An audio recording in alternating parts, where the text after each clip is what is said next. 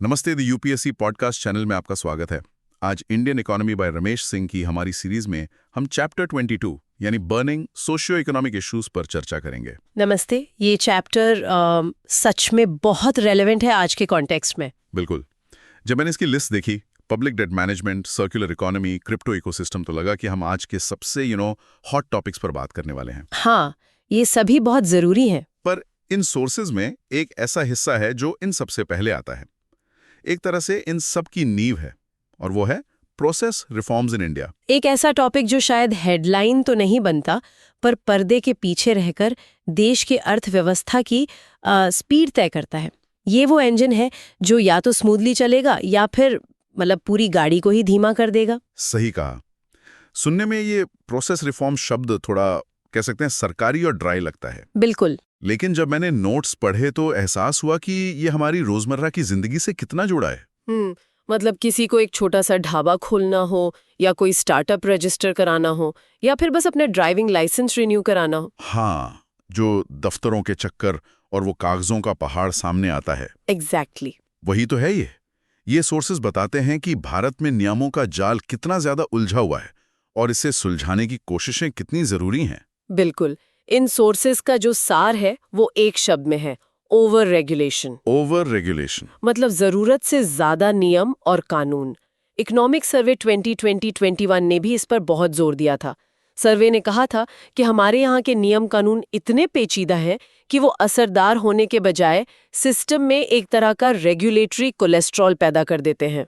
Regulatory cholesterol, ये एक interesting term है। हाँ, सब कुछ जाम हो जाता है, धीमा पड़ जाता है, और ये जो ईज ऑफ लिविंग की हम बात करते हैं, ये उसके लिए एक बहुत बड़ी रुकावट है। चलिए इसी को वो और खोलते हैं। ये जो रेगुलेटरी फ्रेमवर्क है, ये इतना जटिल क्यों है? क्या ये सिर्फ एक एक परसेप्शन है? हम सबको ऐसा लगता है, या इसके पीछे कोई ठोस डेटा भी है? नहीं, ये सिर्फ हमारी या आपकी फीलिंग नहीं है। सोर्सेज में साफ साफ इंटरनेशनल कंपैरिजंस दिए गए हैं। अच्छा। जैसे वर्ल्ड बैंक का world rule of law index है, या वर्ल्ड वाइड गवर्नेंस इंडिकेटर्स हैं। ये नाम थोड़े फैंसी लग सकते हैं, लेकिन ये इंडेक्स असल में यही नापते हैं कि किसी देश में नियम कितने साफ है, सरकार कितनी जवाबदेह है, और कानून का राज कितना मजबूत है। और इन पैमानों पर हम कहाँ खड़े हैं? इन पैमानों पर भारत अपने समकक्ष देशों से पीछे है। एक विदेशी निवेशक जब इन रिपोर्ट्स को देखता है तो उसके मन में एक सवाल आता है, क्या इस देश में बिजनेस करना आसान होगा? और यहीं पर मुझे एक आंकड़ा मिला जिसने सच में मुझे चौंका दिया। इन सोर्सेज में लिखा है कि भारत में अगर कोई कंपनी जिसमें कोई झगड़ा नहीं, कोई देनदारी नहीं, एकदम साफ सुथरी है, उसे भी अगर बंद करना हो तो उसमें औसतन 1570 दिन लगते हैं। हाँ, 1570 दिन। ये तो बहुत ज्यादा है। इसे ऐसे सोचिए, ये लगभग 51 महीने हैं, 4 साल से भी ज्यादा। 4 साल? हाँ, एक इंजीनियरिंग स्टूडेंट अपनी पूरी डिग्री खत्म कर लेता है, उस समय में आप एक कंपनी बंद नहीं कर पाते। सोचिए, एक एंटरप्रेन्योर जिसने अपनी पूरी जमा पूंजी लगाकर एक बिजनेस शुरू किया, वो नहीं चला। होता है, बिजनेसेस फेल होते हैं। बिल्कुल। अब वो उसे बंद करके अपनी गलतियों से सीखकर कुछ नया शुरू करना चाहता है, लेकिन हमारा सिस्टम उसे 4 साल तक उसी फेल हुए बिजनेस की लाश के साथ बांध कर रखता है। ये तो सजा देने जैसा हुआ। ये तो एंटरप्रेन्योरशिप को, वो जो रिस्क लेने की हिम्मत होती है, उसको ही खत्म कर देने वाली बात है।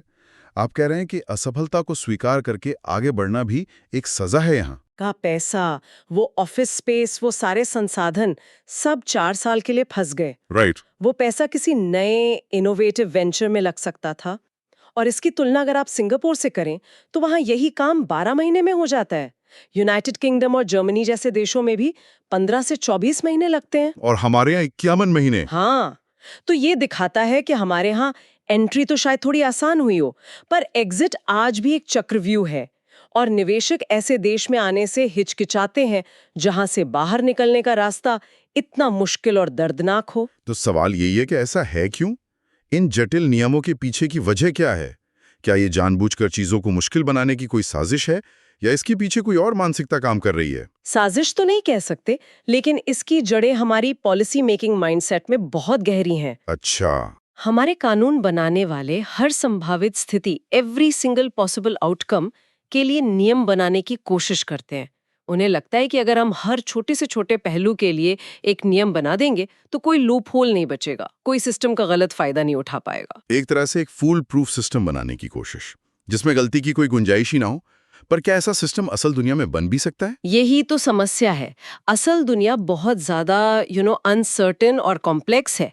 आप हर स्थिति के लिए पहले से नियम नहीं बना सकते। इस कोशिश में होता यह है कि कानून इतने जटिल, इतने लेयर्ड हो जाते हैं कि उन्हें समझना और लागू करना ही एक चैलेंज बन जाता है। सही बात है। एक आम नागरिक या छोटे दुकानदार के लिए तो ये लगभग नामुमकिन है कि वो इनकम टैक्स से लेकर लेबर लॉ और म्युनिसिपल नियमों तक हर चीज का 100% पालन कर सके। कहीं ना कोई नियम टूट ही जाता है। और जैसे ही नियम टूटता है या समझ नहीं आता, वहीं से भ्रष्टाचार और देरी का दरवाजा खुल जाता है। बिल्कुल। और यहीं से अधिकारियों को मिलती हैं बेहिसाब डिस्क्रिशनरी पावर्स, डिस्क्रिशनरी पावर्स यानी मनमानी करने की शक्ति। हाँ, जब नियम साफ नहीं होते, जब उनमें बहुत सारे इफ्स, बट्स और प्रोवाइडेड दैट होते हैं, तो अधिकारी अपनी समझ और अपनी मर्जी के हिसाब से फैसले लेते हैं। अब वो चाहें तो आपके काम को 10 अलग-अलग नियम बताकर रोक दें, या चाहें तो सब ठीक है कहकर आगे बढ़ा दें। और इससे ट्रांसपेरेंसी खत्म हो जाती है पूरी तरह से, और मनमानी की गुंजाइश बढ़ जाती है। अच्छा, तो ये वो क्लासिक बाबूजी जो कहेंगे वही नियम है वाली स्थिति बन जाती है। मतलब कानून किताब में नहीं बल्कि उस ऑफिसर की मर्जी में बसता है। हाँ, तो ये तो एक पावर इम्बैलेंस बना देता सिस्टम में। बिल्कुल। तो इसका समाधान क्या है? इन सोर्सेज में सुधार के लिए क्या रास्ते सुझाए गए हैं? समाधान के 2 मुख्य पहलू हैं और दोनों एक दूसरे से जुड़े हुए हैं। पहला, नियमों को हद से ज्यादा सरल बनाना। उन्हें इतना साफ और सीधा बनाओ कि उनकी दोहरी व्याख्या की गुंजाइश ही न बचे। और दूसरा, इस सरलता के साथ एक पारदर्शी निर्णय लेने की प्रक्रिया, a transparent decision making process को जोड़ना। और ये जो डिस्क्रेशनरी पावर्स वाली समस्या है, उसका क्या? क्योंकि कुछ हद तक ऑफिसर्स को फैसले लेने की आजादी देनी ही पड़ेगी। हर चीज को 100% ऑटोमेट नहीं किया जा सकता। सही बात है। डिस्क्रेशनरी पावर को पूरी तरह खत्म नहीं किया जा सकता, लेकिन इसे बेलगाम भी नहीं छोड़ा जा सकता। इसे अकाउंटेबिलिटी यानी जवाबदेही के साथ जोड़ना बेहद जरूरी है। अकाउंटेबिलिटी। हाँ, इसके लिए सोर्सेज में 2 तरह के मैकेनिज्म्स की बात की गई है, एक्स एंटे अकाउंटेबिलिटी और x post resolution mechanisms. Okay, ये थोड़े टेक्निकल टर्म्स हैं। एक्स एंटे अकाउंटेबिलिटी का क्या मतलब हुआ? एक्स एंटे का मतलब है पहले, यानी फैसला लेने से पहले की जवाबदेही। इसका मतलब है कि फैसला लेने की प्रक्रिया में ही ऐसे चेक्स एंड बैलेंसेस हों कि गलत फैसले की गुंजाइश अपने आप कम हो जाए। जैसे कोई उदाहरण? पास करने की पूरी पावर नहीं होती, एक क्रेडिट कमेटी होती है जो मिलकर फैसला लेती है। इससे किसी एक व्यक्ति की मनमानी का रिस्क कम हो जाता है। अच्छा, समझ गया। और एक्स पोस्ट रेजोल्यूशन का मतलब हुआ फैसले के बाद की प्रक्रिया। हाँ, एक्स पोस्ट मतलब बाद में। अगर कोई फैसला हो गया और उससे कोई विवाद खड़ा होता है तो उसे सुलझाने के लिए एक मजबूत और तेज तंत्र होना चाहिए। ऐसा नहीं कि कोर्ट में केस 20 साल तक चलता रहे। एग्जैक्टली, एक फास्ट ट्रैक सिस्टम हो जो गलत फैसलों को जल्दी से पलट सके। इस कॉन्टेक्स्ट में सरकार के जेम यानी government e market place portal का उदाहरण दिया गया है। ये एक कैसे अच्छा उदाहरण है? ये कैसे इन समस्याओं को हल करता है? जेम पोर्टल इस अकाउंटेबिलिटी और ट्रांसपेरेंसी का एक बेहतरीन लाइव एग्जाम्पल है। पहले क्या होता था? सरकारी खरीद फरोख्त एक बंद कमरे का खेल था। सही बात है। कौन सा विभाग किससे किस दाम पर कंप्यूटर या कुर्सी खरीद रहा है, ये जानना बहुत मुश्किल था। टेंडर निकलते थे पर उनमें भी मिलीभगत की बहुत गुंजाइश थी। जीएम ने इस पूरी प्रक्रिया को अमेज़न या फ्लिपकार्ट की तरह एक ओपन ऑनलाइन मार्केट प्लेस बना दिया। तो अब कोई भी सरकारी विभाग सीधे जेम पर जाकर देख सकता है कि उसे जो सामान चाहिए वो कौन-कौन बेच रहा है और सबसे सस्ती कीमत क्या है। बिल्कुल। इससे 3 बड़े फायदे हुए, जैसा कि सोर्सेज में बताया गया है। पहला, जबरदस्त पारदर्शिता आई है। दूसरा, कंपटीशन बढ़ने से प्रोक्योरमेंट की लागत बहुत कम हुई है, जिससे टैक्स पेयर का पैसा बच रहा है। और तीसरा, जो शायद सबसे महत्वपूर्ण है, इसने ईमानदार अधिकारियों को प्रोटेक्ट किया है। अब उन्हें कोई मुश्किल फैसला लेने में डर नहीं लगता कि कल को कोई उन पर उंगली उठाएगा, क्योंकि सब कुछ रिकॉर्ड पर है। हाँ, हर ट्रांजैक्शन डिजिटल है, ट्रैक किया जा सकता है और नियमों के हिसाब से हुआ है। ये सुपरविजन का एक बेहतरीन मॉडल है जहां टेक्नोलॉजी का इस्तेमाल करके आपने डिस्क्रेशनरी पावर का मिसयूज ही लगभग खत्म कर दिया। ठीक है, ये तो हुई समाधान की बात और जीएम एक बहुत अच्छा उदाहरण भी है। पर ये तो एक पोर्टल है। क्या हाल के वर्षों में सरकार ने इस दिशा में कोई और बड़े ठोस कदम उठाए हैं? मतलब क्या ये सब सिर्फ कागजों पर है या जमीन पर भी कुछ बदल रहा है? नहीं, हाल के वर्षों में कई महत्वपूर्ण कदम उठाए गए हैं और ये सिर्फ छोटे-मोटे बदलाव नहीं है, बल्कि ये स्ट्रक्चरल चेंजेस हैं जिनकी बात ये सोर्सेस करते हैं। जैसे कि कोई बड़ा उदाहरण? सबसे बड़ा उदाहरण है लेबर लॉ रिफॉर्म। आजादी के बाद से भारत में श्रम कानूनों का एक जंगल बन गया था। हाँ, ये तो हमेशा सुनते आए हैं। 100 से ज्यादा राज्य स्तर के कानून और करीब 40 केंद्रीय कानून। एक फैक्ट्री चलाने वाले के लिए इन सभी का पालन करना एक नाइटमेयर जैसा था। सरकार ने 29 केंद्रीय कानूनों को कंसोलिडेट करके 4 लेबर कोड्स में बदल दिया है। 4 कोड्स? हाँ, वेजेस पर, इंडस्ट्रियल रिलेशंस पर, सोशल सिक्योरिटी पर और ऑक्यूपेशनल सेफ्टी पर। ये एक बहुत बड़ा स्ट्रक्चरल चेंज है जिसका असर आने वाले कई सालों तक दिखेगा। दूसरा सुधार भी बहुत दिलचस्प है जो हमारी आपकी जिंदगी से सीधे जुड़ा है। अदर सर्विस प्रोवाइडर्स यानी ओएसपीज के लिए नियम। बिल्कुल, ये खासकर बीपीओ और आईटी इंडस्ट्री के लिए था। पहले के नियम इतने पुराने और सख्त थे कि वर्क फ्रॉम होम को लेकर बहुत सारे प्रतिबंध थे। अच्छा। कंपनियों को बैंक गारंटी देनी पड़ती थी, कई तरह के रजिस्ट्रेशन और कंप्लायंस करने पड़ते थे। लेकिन जब कोविड आया तो रातों रात सबको घर से काम करना पड़ा और ये पुराने नियम एक बड़ी अड़चन बन गए। और फिर सरकार ने उन्हें बदल दिया? हाँ, नवंबर 2020 में सरकार ने इन नियमों को पूरी तरह से लिबरलाइज कर दिया। बहुत सारे रजिस्ट्रेशन और रिपोर्टिंग की ज़रूरतों को ख़त्म कर दिया। इसी वजह से आज वर्क फ्रॉम एनीवेयर का कॉन्सेप्ट भारत में एक हकीकत बन पाया है। इससे तो बहुत फर्क पड़ा होगा। बहुत ज़्यादा। इसने न सिर्फ कंपनियों को लचीलापन दिया, बल्कि छोटे शहरों के युवाओं के लिए भी मौके बनाए जो अब अपने घर से ही बड़ी कंपनियों के लिए काम कर सकते हैं। ये एक क्लासिक उदाहरण है कि कैसे नियमों को सरल बनाकर पूरी इंडस्ट्री को अनलॉक किया जा सकता है। और तीसरा बड़ा कदम है इंस्टीट्यूशनल आर्किटेक्चर में बदलाव। ये क्या है? इसका मतलब है कि आज़ादी के बाद से देश में बहुत सारे स्वायत्त निकाय यानी ऑटोनोमस बॉडीज बन गए थे। समय के साथ इनमें से कई अप्रासंगिक हो गए थे या उनका काम दूसरे मंत्रालय भी कर रहे थे, लेकिन वो सरकारी खर्चे पर चल रहे थे। तो सरकार अब इनकी छटनी कर रही है? हाँ, इन्हें मर्ज कर रही है या बंद कर रही है। जैसे कौन-कौन से निकाय? कोई उदाहरण है सोर्सेज में? हाँ, सोर्सेज में उदाहरण दिया गया है कि all India handloom board, cotton advisory board और जूट एडवाइजरी बोर्ड को बंद कर दिया गया है। अच्छा। इसी तरह फिल्म से जुड़ी 4 अलग-अलग यूनिट्स थीं, films division, national film archives, directorate of film festivals वगैरह। इन सबको मिलाकर अब एक ही बॉडी एनएफडीसी यानी नेशनल फिल्म डेवलपमेंट कॉर्पोरेशन में विलय कर दिया गया है। इससे संसाधनों का बेहतर इस्तेमाल होगा और काम में भी तेजी आएगी। बिल्कुल। तो कुल मिलाकर मिनिमम गवर्नमेंट मैक्सिमम गवर्नेंस की दिशा में ये सब ठोस कदम है। ये सब बहुत सकारात्मक कदम लगते हैं। लेकिन आगे का रास्ता क्या है? कंक्लूजन में भविष्य के लिए क्या सुझाव दिया गया है? आगे के लिए एक बहुत दिलचस्प और मुझे लगता है शक्तिशाली सुझाव है जो इकोनॉमिक सर्वे 2016-17 से प्रेरित है। बताइए। एक ट्रांसपेरेंसी लॉ बनाने की बात की गई है। एक और कानून? अरे हम तो यही बात कर रहे हैं कि हमारे पास पहले से इतने कानून हैं। उन बाकी कानूनों को सरल और पारदर्शी बनाने के लिए है। इसका मकसद है एसिमेट्री ऑफ इंफॉर्मेशन को खत्म करना। एसिमेट्री ऑफ इंफॉर्मेशन मतलब जानकारी का असंतुलन। वो वाली बात की जो जानकारी अधिकारी की टेबल पर है वो आम नागरिक की पहुंच से बाहर है। एग्जैक्टली।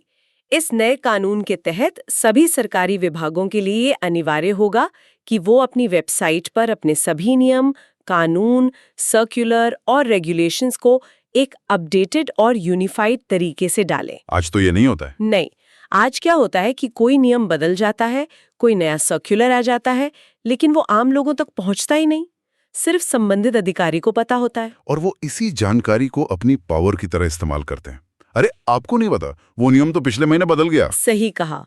इस कानून का सबसे क्रांतिकारी पहलू ये होगा कि कोई भी नियम, कोई भी सर्कुलर तब तक लागू ही नहीं माना जाएगा जब तक वो उस विभाग की ऑफिशियल वेबसाइट पर साफ साफ डाल ना दिया जाए। वाओ, मतलब if it's not on the website it's not a rule. बिल्कुल। इससे सिस्टम में जबरदस्त पारदर्शिता आएगी और अधिकारियों की मनमानी पर बहुत बड़ी लगाम लगेगी। ये तो सच में गेम चेंजर हो सकता है। ये तो सत्ता के समीकरण को ही नागरिक के पक्ष में झुका देगा। हाँ, क्योंकि जानकारी ही शक्ति है और this law aims to put that power in the hands of the common citizen. ये एक ऐसा कदम होगा जो गवर्नेंस को सही मायनों में सिटीजन सेंट्रिक बनाएगा। तो कुल मिलाकर इन प्रोसेस रिफॉर्म्स का लक्ष्य सिर्फ प्रक्रियाओं को सरल बनाना नहीं है, बल्कि पारदर्शिता बढ़ाकर अकाउंटेबिलिटी तय करके आम नागरिक और व्यवसायों के लिए भी जीवन को आसान बनाना है। बिल्कुल।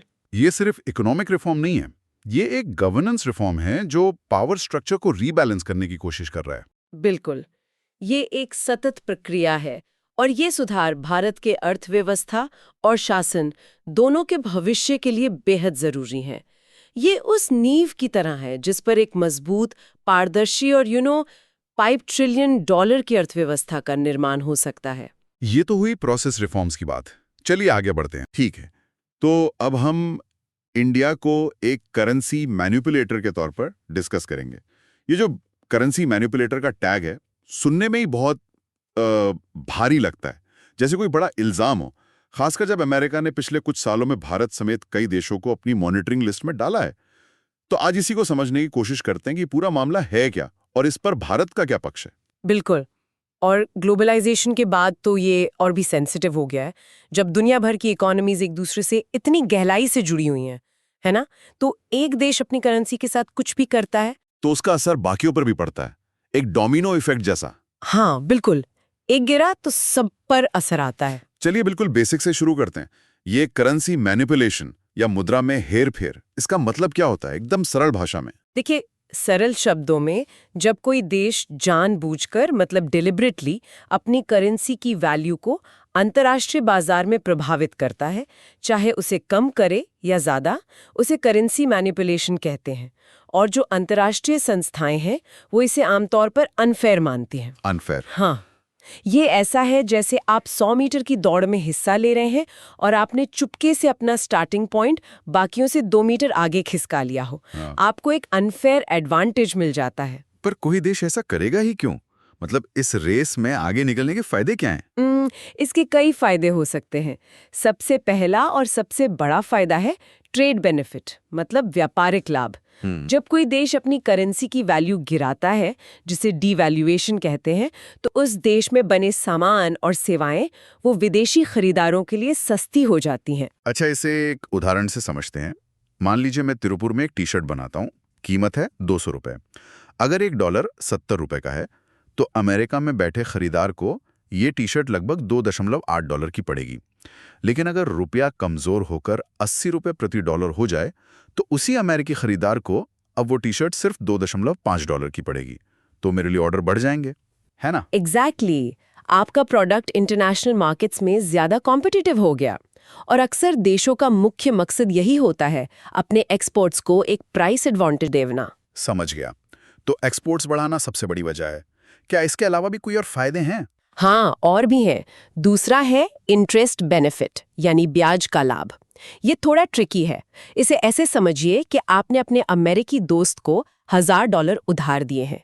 जब रुपया कमजोर होगा तो वो जो $1000 आपको ब्याज समेत लौटाएगा, उसे जब आप रुपए में बदलेंगे तो आपको पहले से ज्यादा रुपए मिलेंगे। लेकिन अगर मैंने लोन लिया है तो? हाँ, अगर आपने किसी अमेरिकी बैंक से लोन लिया है तो आपको अपनी किश्त चुकाने के लिए अब ज्यादा रुपए खर्च करने पड़ेंगे। तो ये इस पर निर्भर करता है कि आप नेट लेंडर हैं या नेट बोरोवर। मतलब ये दोधारी तलवार है। बिल्कुल। और तीसरा फायदा है forex flow benefit. Forex flow, विदेशी मुद्रा का प्रवाह। जब आपकी करेंसी की वैल्यू कम होती है तो विदेशी निवेशक आपके शेयर बाजार या बॉन्ड मार्केट में पैसा लगाने के लिए आकर्षित होते हैं।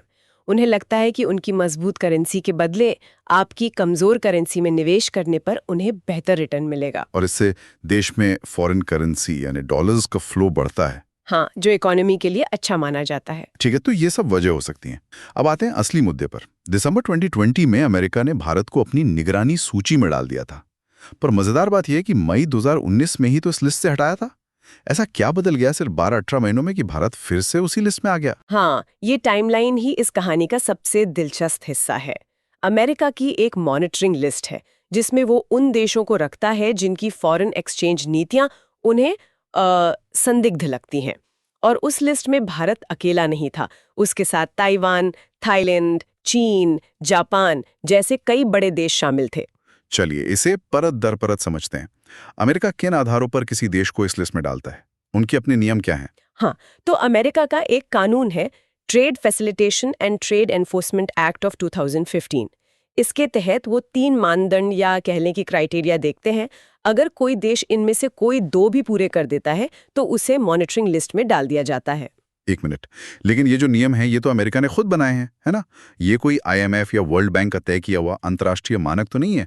तो क्या एक देश अपने बनाए नियमों के आधार पर दूसरे देश के व्यापार को जज कर सकता है? ये बहुत ही ज़रूरी सवाल है और इस पूरे मुद्दे की जड़ यही है। ये अमेरिका के अपने बनाए हुए नियम हैं, कोई ग्लोबल स्टैंडर्ड नहीं, और आलोचक इसी बात पर सवाल उठाते हैं। खैर, उन 3 नियमों की बात करें तो पहला है अमेरिका के साथ कम से कम $20 बिलियन का सिग्निफिकेंट ट्रेड सरप्लस होना। मतलब वो देश अमेरिका को जितना सामान बेचता है वो अमेरिका से खरीदने से $20 बिलियन ज्यादा हो। और भारत इस पर कहाँ खड़ा था? जून 2020 को खत्म हुए 12 महीनों के आंकड़ों के हिसाब से भारत का अमेरिका के साथ $22 बिलियन का ट्रेड सरप्लस था। Okay, 1 down. तो पहला क्राइटेरिया पूरा हो गया। दूसरा क्या है? दूसरा मानदंड है एक मटीरियल करंट अकाउंट सरप्लस होना, जो देश की GDP का कम से कम 2% हो। करंट अकाउंट सरप्लस मतलब देश में कुल मिलाकर बाहर से जितनी फॉरेन करेंसी आ रही है वो बाहर जाने वाली करेंसी से ज्यादा है। बिल्कुल। तो इस मामले में भारत का करंट अकाउंट सरप्लस तो था, लेकिन वो GDP का सिर्फ 0.9% था, जो 2% की जरूरत से काफी कम था। हाँ, तो ये क्राइटेरिया पूरा नहीं हुआ। ठीक है, तो 3 में से 1 पूरा हुआ, 1 नहीं। इसका मतलब लिस्ट में नाम आने के लिए तीसरा वाला जरूर पूरा हुआ होगा। हाँ, तीसरा मानदंड है पर्सिस्टेंट वन साइडेड इंटरवेंशन। ये क्या होता है? यानी देश के सेंट्रल बैंक ने अपनी करेंसी को कमजोर रखने के लिए लगातार एक तरफा विदेशी मुद्रा, खासकर डॉलर खरीदी हो। इसके लिए भी 2 शर्तें हैं। ये खरीद देश की GDP के कम से कम 2% के बराबर होनी चाहिए और साल के 12 में से कम 6 महीनों में ऐसा किया गया हो। और इस मामले में RBI का क्या रोल था? जून 2020 तक के 12 महीनों में RBI ने नेट $64 बिलियन की विदेशी मुद्रा खरीदी थी। $64 बिलियन? हाँ, और ये रकम भारत की GDP का 2.4% थी। तो ये तीसरा क्राइटेरिया भी टिक हो गया। तो भारत ने पहला और तीसरा मानदंड पूरा कर लिया, और क्योंकि 3 में से 2 शर्तें पूरी हो गई, अमेरिका ने भारत को अपनी मॉनिटरिंग लिस्ट में डाल दिया। आंकड़ों के हिसाब से तो अमेरिका अपनी जगह सही लग रहा है। तो क्या ये मामला इतना सीधा है कि भारत दोषी है? और यहीं पर व्हाट्स फैसिनेटिंग इज कि मामला इतना सीधा नहीं है। आंकड़े कहानी का सिर्फ एक हिस्सा बताते हैं, पूरी कहानी नहीं। सोर्स का तर्क भी यही है कि सिर्फ इन नंबरों के आधार पर भारत को मैनिपुलेटर कहना सही नहीं है। नंबर आपको क्या हुआ ये बताते हैं, क्यों हुआ ये नहीं बताते। तो फिर क्यों क्या है? RBI ने $64 बिलियन की इतनी बड़ी खरीद क्यों की? इस क्यों को समझने के लिए हमें थोड़ा इतिहास में जाना होगा, खासकर 1991 में। उस साल भारत एक बड़े आर्थिक संकट से गुजर रहा था, जिसे बैलेंस ऑफ पेमेंट्स क्राइसिस कहते हैं। हमारे पास विदेशी मुद्रा का भंडार मतलब फॉरेक्स रिजर्व लगभग खत्म हो गया था। हाँ, मैंने पढ़ा है इसके बारे में। हालत इतनी खराब थी कि हमारे पास मुश्किल से 3 हफ्तों के इंपोर्ट का बिल चुकाने जितने डॉलर बचे थे। हमें अपना सोना गिरवी रखना पड़ा था। वो एक राष्ट्रीय शर्मिंदगी और एक बहुत बड़ा आर्थिक सबक था। मुझे याद है उस दौर की कहानियां सुनिए। तब से हमारी आर्थिक नीतियों में एक डर बैठ गया है कि दोबारा वो दिन ना देखना पड़े। एग्जैक्टली। उस संकट ने भारत की आर्थिक सोच को हमेशा के लिए बदल दिया। तब से हर सरकार और RBI का एक मुख्य लक्ष्य रहा है एक मजबूत फॉरेक्स रिजर्व बनाना, एक ऐसा सुरक्षा कवच जो किसी भी वैश्विक संकट जैसे 2008 का फाइनेंशियल क्राइसिस या हाल का कोविड पैंडेमिक उसके झटकों को झेल सके। तो आप कह रही हैं कि ये जो $64 बिलियन की खरीद है उसे करेंसी को सस्ता करने की कोशिश की तरह नहीं, बल्कि उस सुरक्षा कवच को और मजबूत करने की कवायद की तरह दिखा जाना चाहिए। बिल्कुल, ये एक सोची समझी राष्ट्रीय सुरक्षा नीति है, ट्रेड वॉर की रणनीति नहीं। अच्छा, तो जो $64 बिलियन की खरीद अमेरिका को एक आक्रामक चाल लग रही है, वो असल में भारत के लिए एक रक्षात्मक उपाय है, जो 1991 के घाव से सीखा गया सबक है। ये तो पूरा नजरिया ही बदल देता है। बिल्कुल, और दूसरा बड़ा कारण है वोलेटिलिटी को रोकना। देखिए, भारत 1993-94 में फिक्स्ड एक्सचेंज रेट से फ्लोटिंग सिस्टम पर आ गया था। आईएमएफ भी हमारे सिस्टम को फ्री फ्लोट ही मानता है। मतलब रेट ज्यादातर मार्केट की डिमांड और सप्लाई से तय होता है। तो फिर आरबीआई इंटरवीन क्यों करता है? क्योंकि भारत जैसी उभरती हुई अर्थव्यवस्था में विदेशी निवेश का फ्लो बहुत तेजी से घटता बढ़ता है, बहुत वॉलेटाइल होता है। मतलब ये कि मान लीजिए किसी एक दिन विदेशी निवेशकों ने भारत के बाजार में $5 बिलियन लगा दिए। इससे अचानक डॉलर की सप्लाई बढ़ जाएगी और रुपया बहुत मजबूत हो जाएगा, शायद 80 से 75 पर आ जाए। ये सुनने में तो अच्छा लगता है। पर हमारी उन एक्सपोर्टर्स का क्या होगा जिनका माल रातों रात महंगा हो गया? उन्हें भारी नुकसान होगा। अब इसका उल्टा सोचिए, किसी वैश्विक डर की वजह से निवेशकों ने अचानक $5 बिलियन निकाल लिए, तो रुपया 80 से 85 पर पहुंच जाएगा, जिससे इंपोर्ट महंगा हो जाएगा और महंगाई बढ़ जाएगी। एग्जैक्टली। आरबीआई इन तेज झटकों, इस वॉलेटिलिटी को रोकने के लिए बाजार में आता है। उसका काम गाड़ी को एक खास स्पीड पर चलाना नहीं, बल्कि झटकों को एब्जॉर्ब करने वाले शॉक अब्जॉर्बर की तरह काम करना है। तो आप कह रही हैं कि आरबीआई रुपए का लेवल तय नहीं कर रहा, बल्कि उसकी चाल को स्थिर रखने की कोशिश कर रहा है। प्रिसाइसली।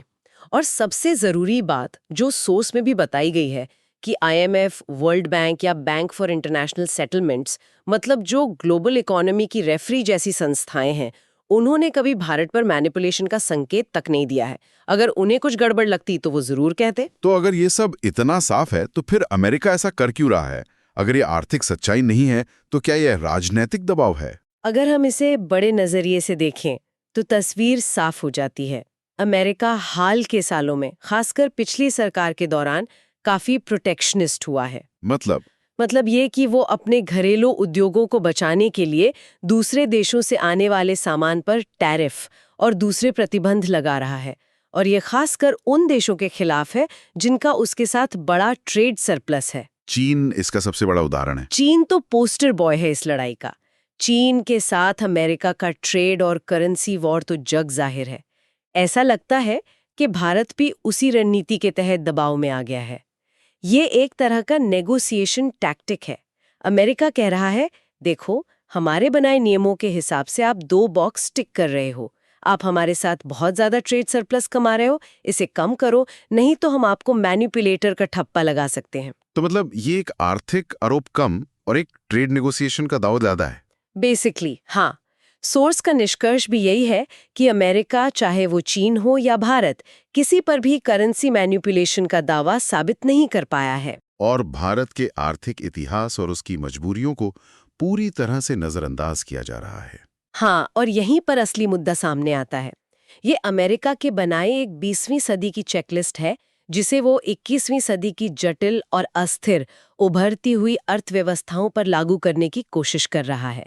ये चेकलिस्ट एक रक्षात्मक स्थिरता के उपाय को एक आक्रामक व्यापारिक युद्ध की तरह देख रही है। तो मामला जितना सीधा देखता है, उससे कहीं ज्यादा गहरा है। मानदंड पूरे करने का मतलब हमेशा ये नहीं होता कि इरादा गलत ही हो। आर्थिक स्थिरता बनाए रखना और 1991 जैसे संकट से बचने के लिए पॉलिसी बनाना, ये भी तो जरूरी फैक्टर्स हैं। बिल्कुल। और ये एक बड़ा सवाल खड़ा करता है, क्या अंतर्राष्ट्रीय व्यापार के नियम और मानदंड जैसे अमेरिका के ये 3 क्राइटेरिया वाकई में इतने निष्पक्ष हैं, या फिर शक्तिशाली देश इन्हें अपने फायदे के लिए और दूसरे देशों पर अपनी शर्तें मनवाने के लिए एक हथियार की तरह इस्तेमाल करते हैं? ये सिर्फ अर्थशास्त्र का नहीं, बल्कि शक्ति संतुलन का भी सवाल है। ये सोचने वाली बात है कि एक देश के राष्ट्रीय हित और उसकी आर्थिक सुरक्षा को दूसरा देश अपने नियमों के चश्मे से देखकर हेरफेर का नाम दे सकता है। चलिए आगे बढ़ते हैं। ठीक है, तो अब हम चर्चा करेंगे कि कैसे करदाताओं के लिए बेहतर सेवाएं टैक्स सिस्टम में विश्वास बढ़ाती हैं। देखिए, टैक्स का मामला सिर्फ पैसे देने लेने का नहीं है। ये एक रिश्ते की तरह है। हाँ। एक आम नागरिक और सरकार के बीच का रिश्ता। और किसी भी रिश्ते की तरह इसमें भी विश्वास, सम्मान, ट्रांसपेरेंसी, ये सब बहुत जरूरी हैं। बिल्कुल। तो सवाल ये है कि इस रिश्ते को बेहतर कैसे बनाया जाए। बिल्कुल सही कहा। और ये सोच मतलब पूरी दुनिया में बदली है। पहले टैक्स डिपार्टमेंट का काम सिर्फ एक रेगुलेटर या एनफोर्सर का होता था। मतलब एक सख्त प्रिंसिपल जैसा। हाँ बिल्कुल, कि बस टैक्स वसूलना है और नियम लागू करने हैं। लेकिन 1980s के आखिर में वॉशिंगटन कंसेंसस और WTO जैसी संस्थाओं की वजह से ये सोच बदली। अच्छा। अब फोकस इस पर है कि टैक्स पेयर को एक क्लाइंट की तरह देखा जाए और उसे अच्छी सर्विस दी जाए। मतलब टैक्स पेयर के अधिकारों की बात होने लगी। जैसे अमेरिका, न्यूजीलैंड, कनाडा में इस पर काम हुआ। पर सबसे दिलचस्प आइडिया ये इंडिपेंडेंट इंस्टीट्यूशन वाला है, जैसे ओम्बुड्समैन कहते हैं। ये क्या चीज़ है? ये कोई सुपर हीरो है क्या टैक्स की दुनिया का? सुपर हीरो तो नहीं, लेकिन हाँ, एक निष्पक्ष रेफरी जरूर कह सकते हैं। ओम्बुड्समैन एक ऐसी स्वतंत्र संस्था होती है जो टैक्स से जुड़े विवादों को टैक्स पेयर के नजरिए से देखती है। इसका काम ये सुनिश्चित करना है कि टैक्स डिपार्टमेंट लोगों के साथ निष्पक्ष व्यवहार करे। ये एक तरह से सरकार और नागरिक के बीच का ब्रिज है। और क्या इससे वाकई कोई फर्क पड़ता है या ये बस कहने के लिए है? फर्क पड़ता है। हमारे पास OECD का डेटा है। वो बताता है कि जिन देशों में एक स्वतंत्र टैक्स ओम्बुड्समैन है, वहाँ टैक्स सिस्टम में लोगों का भरोसा ज्यादा होता है। ओके। वहाँ टैक्स टू GDP रेशियो बेहतर होता है और लोगों को टैक्स फाइल करने में भी कम समय लगता है। UK, Canada, Brazil, south Africa इसके अच्छे उदाहरण हैं। तो भारत ने भी जरूर इस ग्लोबल ट्रेंड को अपनाने की कोशिश की होगी? हाँ, कोशिश तो हुई। 2020-21 के यूनियन बजट में एक फॉर्मल टैक्स पेयर्स चार्टर का प्रस्ताव रखा गया था। इसे लागू भी किया गया। अच्छा, ये चार्टर क्या था? इस चार्टर में 2 हिस्से थे। एक जिसमें इनकम टैक्स डिपार्टमेंट ने 14 वादे किए, जैसे हम आपके साथ निष्पक्ष रहेंगे, आपकी निजता का सम्मान करेंगे। सुनने में तो बहुत अच्छा लग रहा है। और दूसरा हिस्सा? दूसरा हिस्सा था टैक्स पेयर्स की 6 जिम्मेदारियां, जैसे ईमानदार रहे, समय पर टैक्स भरें। मतलब नियम और शर्तें दोनों तरफ के लिए साफ कर दी गईं। लेकिन सोर्स मटेरियल कहता है कि भारत का ओम्बुड्समैन के साथ अनुभव अच्छा नहीं रहा। यहाँ पर मामला कहाँ गड़बड़ा गया? यहाँ कहानी थोड़ी जटिल है। भारत में इनकम टैक्स के लिए 2003 से और इनडायरेक्ट टैक्स के लिए 2011 से दोनों के लिए ओम्बुड्समैन थे। मतलब अब नहीं है? नहीं, 2019 में दोनों को खत्म कर दिया गया। खत्म कर दिया गया? क्यों? क्योंकि वो प्रभावी नहीं थे। अच्छा। इनइफेक्टिव थे। सबसे बड़ी कमी ये थी कि उन्हें किसी एक्ट ऑफ लॉ यानी संसद के कानून के तहत नहीं बनाया गया था। ओहो। इसका नतीजा ये हुआ कि उनके पास कोई वास्तविक शक्ति ही नहीं थी। उनके फैसले सिर्फ एडवाइजरी या सलाहकारी होते थे। वो टैक्स डिपार्टमेंट को कुछ करने के लिए मजबूर नहीं कर सकते थे। मतलब ये तो वैसे ही हुआ जैसे कॉलेज में एक स्टूडेंट कमेटी प्रिंसिपल को सुझाव दे सकती है, लेकिन प्रिंसिपल की मर्जी है कि वो माने या ना माने। बिल्कुल। वो ज्यादा से ज्यादा मध्यस्थता मतलब मीडिएशन की कोशिश कर सकते थे या फिर पीड़ित को मुआवजे के तौर पर 5,000 रुपए तक दिलवा सकते थे। 5,000 रुपए? हाँ, 5,000। ये तो मजाक है। किसी बड़े टैक्स विवाद में 5,000 की क्या अहमियत है? बिल्कुल। इस वजह से ये संस्था प्रैक्टिकली टूथलेस यानी बिना दांतों वाली रह गई। तो अब क्या? इसका समाधान क्या है? What does this all mean? हमारे सोर्स मटेरियल में एक्सपर्ट्स का मानना है कि पूरे ग्रीवेंस रिड्रेस सिस्टम यानी शिकायत निवारण प्रणाली को फिर से जिंदा करने की जरूरत है। सिर्फ एक संस्था बनाने से काम नहीं चलेगा। एक होलिस्टिक व्यू अपनाना होगा जिसमें टैक्स पेयर के कस्टमर एक्सपीरियंस को बेहतर बनाने और उसके अधिकारों की रक्षा करने पर जोर हो। मतलब सरकार का जो ऑनरिंग द ऑनेस्ट यानी ईमानदार का सम्मान करने का वादा था, उसे हकीकत में बदलने के लिए एक मजबूत और स्वतंत्र व्यवस्था बनानी होगी। प्रिसाइसली। एक ऐसी व्यवस्था जिसे असली शक्तियां मिली हों ताकि लोगों का सिस्टम में भरोसा बन सके और वो मजबूत हो। चलिए अब इसी से जुड़ा एक और बड़ा सवाल देखते हैं। कोविड-19 महामारी के दौरान जब पूरी दुनिया की सप्लाई चेन्स हिल गईं, तब भारत ने आत्मनिर्भर भारत अभियान का नारा दिया। कई लोगों को लगा कि भारत अब ग्लोबलाइजेशन से पीछे हटकर प्रोटेक्शनिज्म की तरफ जा रहा है। क्या ये सच है? ये एक बहुत जरूरी सवाल है और इसका जवाब हाँ या ना में नहीं है। देखिए, आत्मनिर्भरता का विचार भारत के लिए नया नहीं है। सही बात है। आजादी के बाद से ही ये हमारी प्लानिंग के 6 मुख्य उद्देश्यों में से एक रहा है। लेकिन इस बार इसकी टाइमिंग की वजह से दुनिया को लगा कि भारत संरक्षणवादी हो रहा है। टाइमिंग से क्या मतलब? मतलब ये नारा उस समय आया जब अमेरिका और दूसरे देशों के साथ भारत के छोटे-मोटे ट्रेड्स कमिशंस चल रहे थे।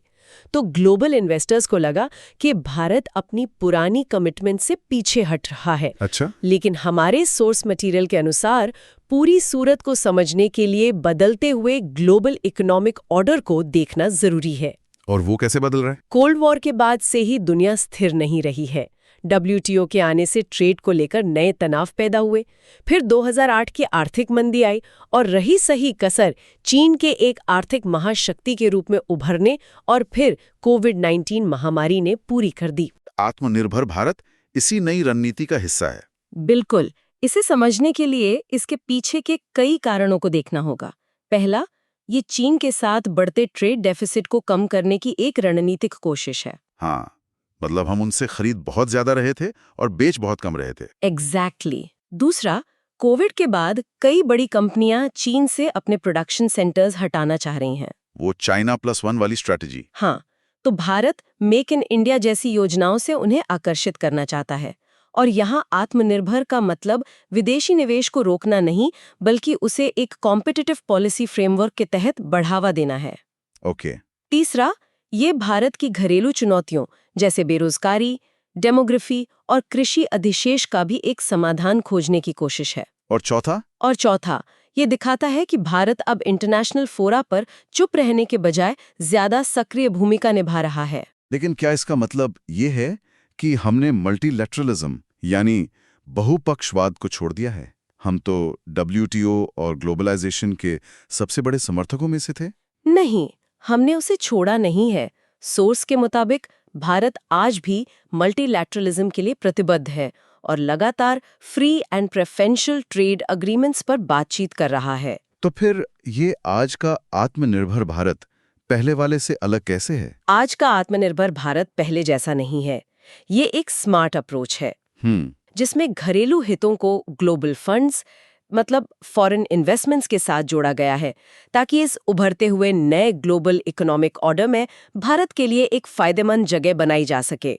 तो संक्षेप में, चाहे टैक्स सुधार हो या वैश्विक व्यापार नीति, भारत एक संतुलन बनाने की कोशिश कर रहा है। अपने नागरिकों और हितों की रक्षा करना और साथ ही दुनिया के साथ कदम से कदम मिलाकर चलना। Exactly. It's not about choosing one over the other, but about finding a pragmatic middle path. चलिए आगे बढ़ते हैं। ठीक है, अब हम बैड लोन्स की समस्या के समाधान पर चर्चा करेंगे। तो बैड लोन्स, या जैसा कि इन्हें तकनीकी भाषा में कहते हैं नॉन परफॉर्मिंग एसेट्स, NPAs, ये शब्द हमने पिछले कुछ सालों में खूब सुना है। हाँ, बहुत ज्यादा। और ये भारतीय बैंकिंग सिस्टम, खासकर जो हमारे सरकारी बैंक हैं, उनके लिए एक बहुत बड़ा सिरदर्द बन गए थे। स्थिति कितनी खराब थी इसका अंदाजा सोर्स में दिए गए एक आंकड़े से लगता है। 2017-18 तक बैंकों के कुल लोन्स का 11.2% हिस्सा NPA बन चुका था। 11.2%? ये सुनने में शायद उतना बड़ा न लगे, पर यह आंकड़ा बहुत बहुत ही ज्यादा है। हाँ, इसका मतलब है कि हर 100 रुपए जो बैंक ने लोन में दिए थे, उसमें से 11 रुपए से ज्यादा पर डिफॉल्ट हो चुका था। मतलब उनके वापस आने की उम्मीद लगभग खत्म हो चुकी थी। ये हजारों लाखों करोड़ रुपए थे जो सिस्टम में फंस गए थे। और इसका असर सिर्फ बैंकों पर नहीं पड़ता है ना। हम अक्सर सोचते हैं कि ये तो बैंकों का मसला है, हमें क्या। हाँ, ये आम धारणा है। लेकिन इसका असर तो आम आदमी तक पहुंचता है।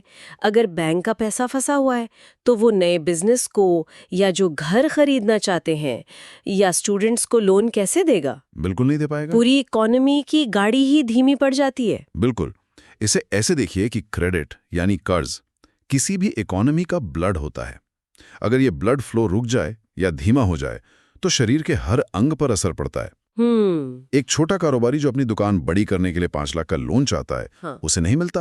हाँ। एक मिडिल क्लास परिवार जो अपनी पहली कार खरीदना चाहता है, उसका लोन रिजेक्ट हो जाता है, क्योंकि बैंकों के हाथ बंधे हुए हैं, उनका पैसा कहीं और फंसा हुआ है। और सोर्स ये भी बताता है कि इसका सबसे ज्यादा असर एक खास सेक्टर पे पड़ा, इंफ्रास्ट्रक्चर। हाँ, और ये एक बहुत जरूरी पॉइंट है।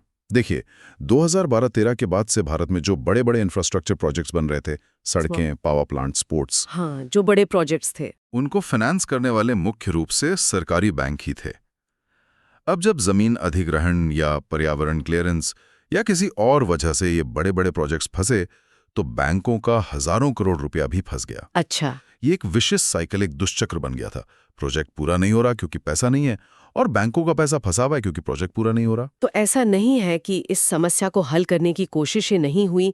सरकार और RBI हाथ पर हाथ धरे तो नहीं बैठे थे? नहीं, कोशिशें तो हुई। RBI ने कई स्कीम शुरू की थी। 525 स्कीम, स्ट्रैटेजिक डेट रिस्ट्रक्चरिंग जिसे SDR कहते हैं, फिर एसेट क्वालिटी रिव्यू यानी AQR, S4A, ये सब सुनने में बड़े भारी भरकम लगते हैं, हाँ, नाम बहुत टेक्निकल है। पर ये काम क्यों नहीं कर पाई? इनमें क्या कमी थी? देखिए, इन सभी स्कीम्स का इरादा तो अच्छा था, लेकिन इनका जो अप्रोच था वो शायद सही नहीं था। इनको आप ऐसे समझ सकते हैं कि अगर किसी पाइपलाइन में एक बहुत बड़ा क्रैक आ गया है और पानी बह रहा है, तो आप उस पर बस बाहर से टेप लगाने की कोशिश कर रहे हैं। ये स्कीम्स कुछ वैसी ही थीं। मतलब एक तरह से पैचवर्क था। बिल्कुल पैचवर्क था। वो प्रॉब्लम को मैनेज करने की कोशिश कर रही थी, उसे जड़ से खत्म करने की नहीं। मतलब ये सिर्फ लक्षणों का इलाज कर रही थी, बीमारी का नहीं। एकदम सही कहा आपने। सबसे बड़ी कमी ये थी कि इन सभी स्कीम्स में वो जो बैड लोन था वो उसी बैंक की बैलेंस शीट पर बना रहता था, अच्छा, वो कहीं जाता नहीं था। कहीं नहीं जाता था। तो बैंक का मैनेजमेंट आज भी उसी फंसे हुए लोन की रिकवरी के लिए सिर खपा रहा है। उनका ध्यान नए अच्छे लोन देने से हटकर पुराने केस सुलझाने में लगा रहता था। जरूरत एक बड़ी सर्जरी की थी, एक ऐसी सर्जरी जो उस खराब हिस्से को शरीर से काटकर अलग कर दे। और वो सर्जरी हुई 2 बड़े कदमों के रूप में। जी, पहला बड़ा कदम था 2016 में इंसॉल्वेंसी एंड बैंक्रप्सी कोड यानी आईबीसी का आना, आईबीसी, हाँ। जिसने कंपनियों को बंद करने और उनसे पैसा वसूलने की प्रक्रिया को एक टाइम बाउंड तरीके से स्ट्रीमलाइन किया। और दूसरा, जिसका जिक्र 2017-18 से हो रहा था और जिस पर आज हम बात कर रहे हैं, वो था एक बैड बैंक बनाने का प्रस्ताव। ओके, तो चलिए अब इस पर आते हैं। ये बैड बैंक का आइडिया क्या है? सुनने में तो थोड़ा अजीब लगता है, जैसे कोई विलेन हो। हाँ, नाम थोड़ा अजीब है, लेकिन इसका काम हीरो वाला है। कॉन्सेप्ट बड़ा सीधा है। बताइए। इसे ऐसे समझिए जैसे आप दिवाली की सफाई कर रहे हैं। आप सारा कबाड़, टूटी फूटी चीजें, पुराने अखबार, जो कुछ भी घर में गंदगी फैला रहा है, उसे एक बोरी में भरकर अलग रख देते हैं। हाँ, ताकि घर साफ सुथरा दिखे। बिल्कुल, ताकि घर साफ सुथरा दिखे और रहने लायक बने। बैड बैंक भी बैंकों के लिए यही काम करता है। मतलब ये बैंकों का कबाड़ी वाला है। आप कह सकती हैं एक तरह से। देखिए, एक बैंक के पास 2 तरह के लोन होते हैं, गुड लोन्स जिनकी किस्तें टाइम पर आ रही हैं, और बैड लोन्स जो फंस गए हैं, मतलब एनपीएज। बैड बैंक एक खास संस्था है जो सारे बैंकों से उनके बैड लोन्स यानी वो सारा कबाड़ खरीद लेती है। अच्छा। इससे होता यह है कि ओरिजिनल बैंक की जो बैलेंस शीट है, उसकी जो किताब है, वो पूरी तरह साफ हो जाती है। अच्छा। अब उसके पास सिर्फ अच्छे लोन्स हैं। वो आर्थिक रूप से मजबूत दिखता है और अपना पूरा ध्यान अपने असली काम पर लगा सकता है। और वो असली काम है नए और अच्छे लोन देना। एग्जैक्टली। तो ये कोई नया आइडिया नहीं है क्या? दुनिया में और देशों ने भी ऐसा कुछ किया है? हाँ, ये एक आजमाया हुआ नुस्खा है, लेकिन हर देश इसे अपने हिसाब से बदलता है। सबसे दिलचस्प बात यह है कि इस मॉडल को अक्सर बड़े आर्थिक संकटों के बाद इस्तेमाल किया गया है। जैसे कि? जैसे 1997 के एशियाई वित्तीय संकट के बाद मलेशिया, इंडोनेशिया जैसे साउथ ईस्ट एशियाई देशों ने बहुत सफलता से इसका इस्तेमाल किया था।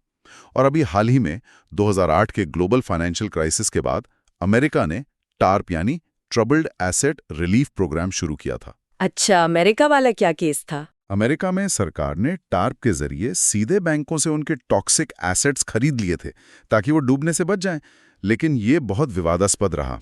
क्यों? लोगों ने कहा कि ये तो वॉल स्ट्रीट के अमीरों का बेल आउट है, आम टैक्स पेयर के पैसे से।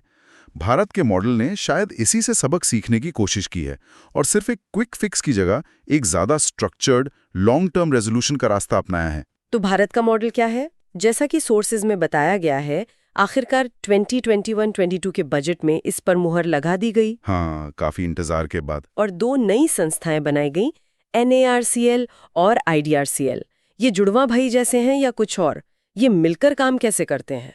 ये एक बहुत ही सोचा समझा ट्विन स्ट्रक्चर है और यहीं पर भारतीय मॉडल की खासियत है। अच्छा।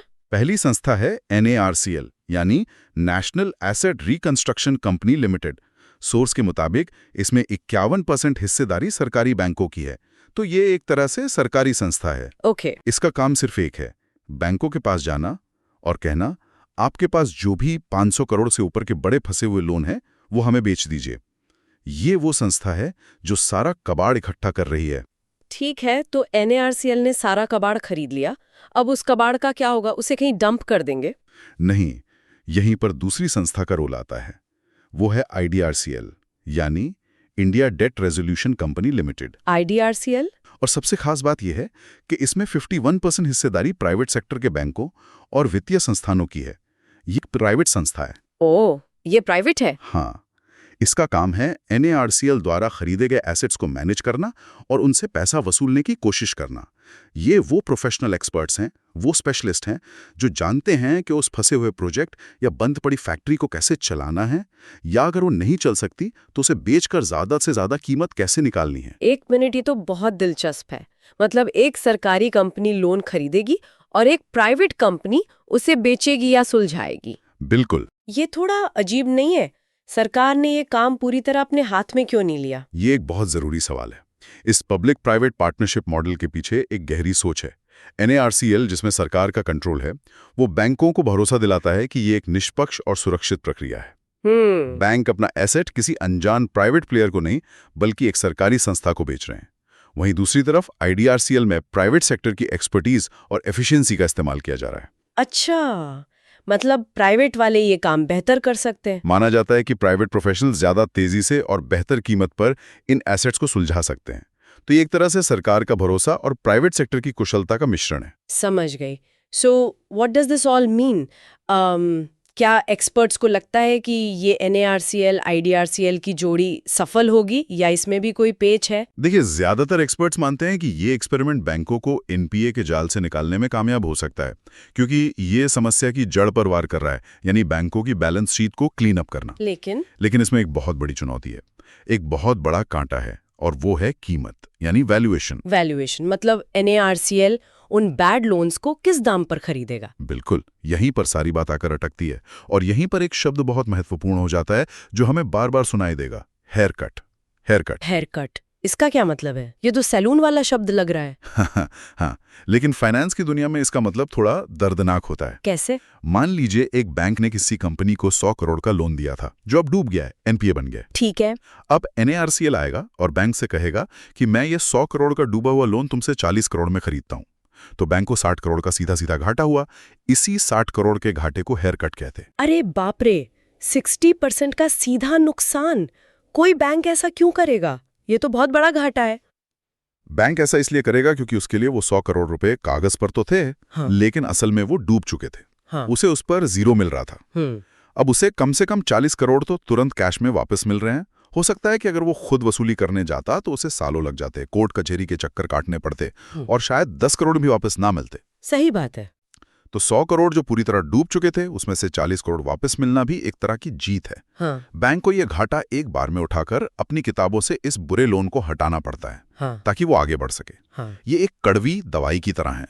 लेकिन यहाँ एक सवाल उठता है, ये घाटा तो सरकारी बैंकों का है, मतलब एक तरह से जनता का पैसा है। तो क्या इतना बड़ा हेयर कट लेने का फैसला करना आसान होता होगा? क्या इस पर कोई राजनीतिक दबाव नहीं होता?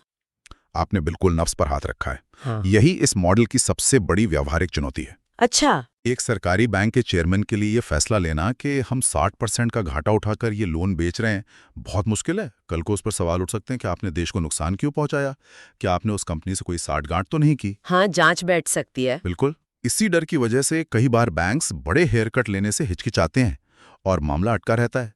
NARCL और IDRCL की सफलता इसी बात पर निर्भर करेगी कि वो कीमत को लेकर एक पारदर्शी और स्वीकार्य फॉर्मूला बना पाते हैं या नहीं। और एक और बात मेरे मन में आ रही है, अगर बैंकों को पता है कि अगर वो गलत लोन देंगे भी तो भविष्य में कोई बैड बैंक आकर उन्हें बचा लेगा, तो क्या इससे एक तरह की लापरवाही नहीं पड़ेगी?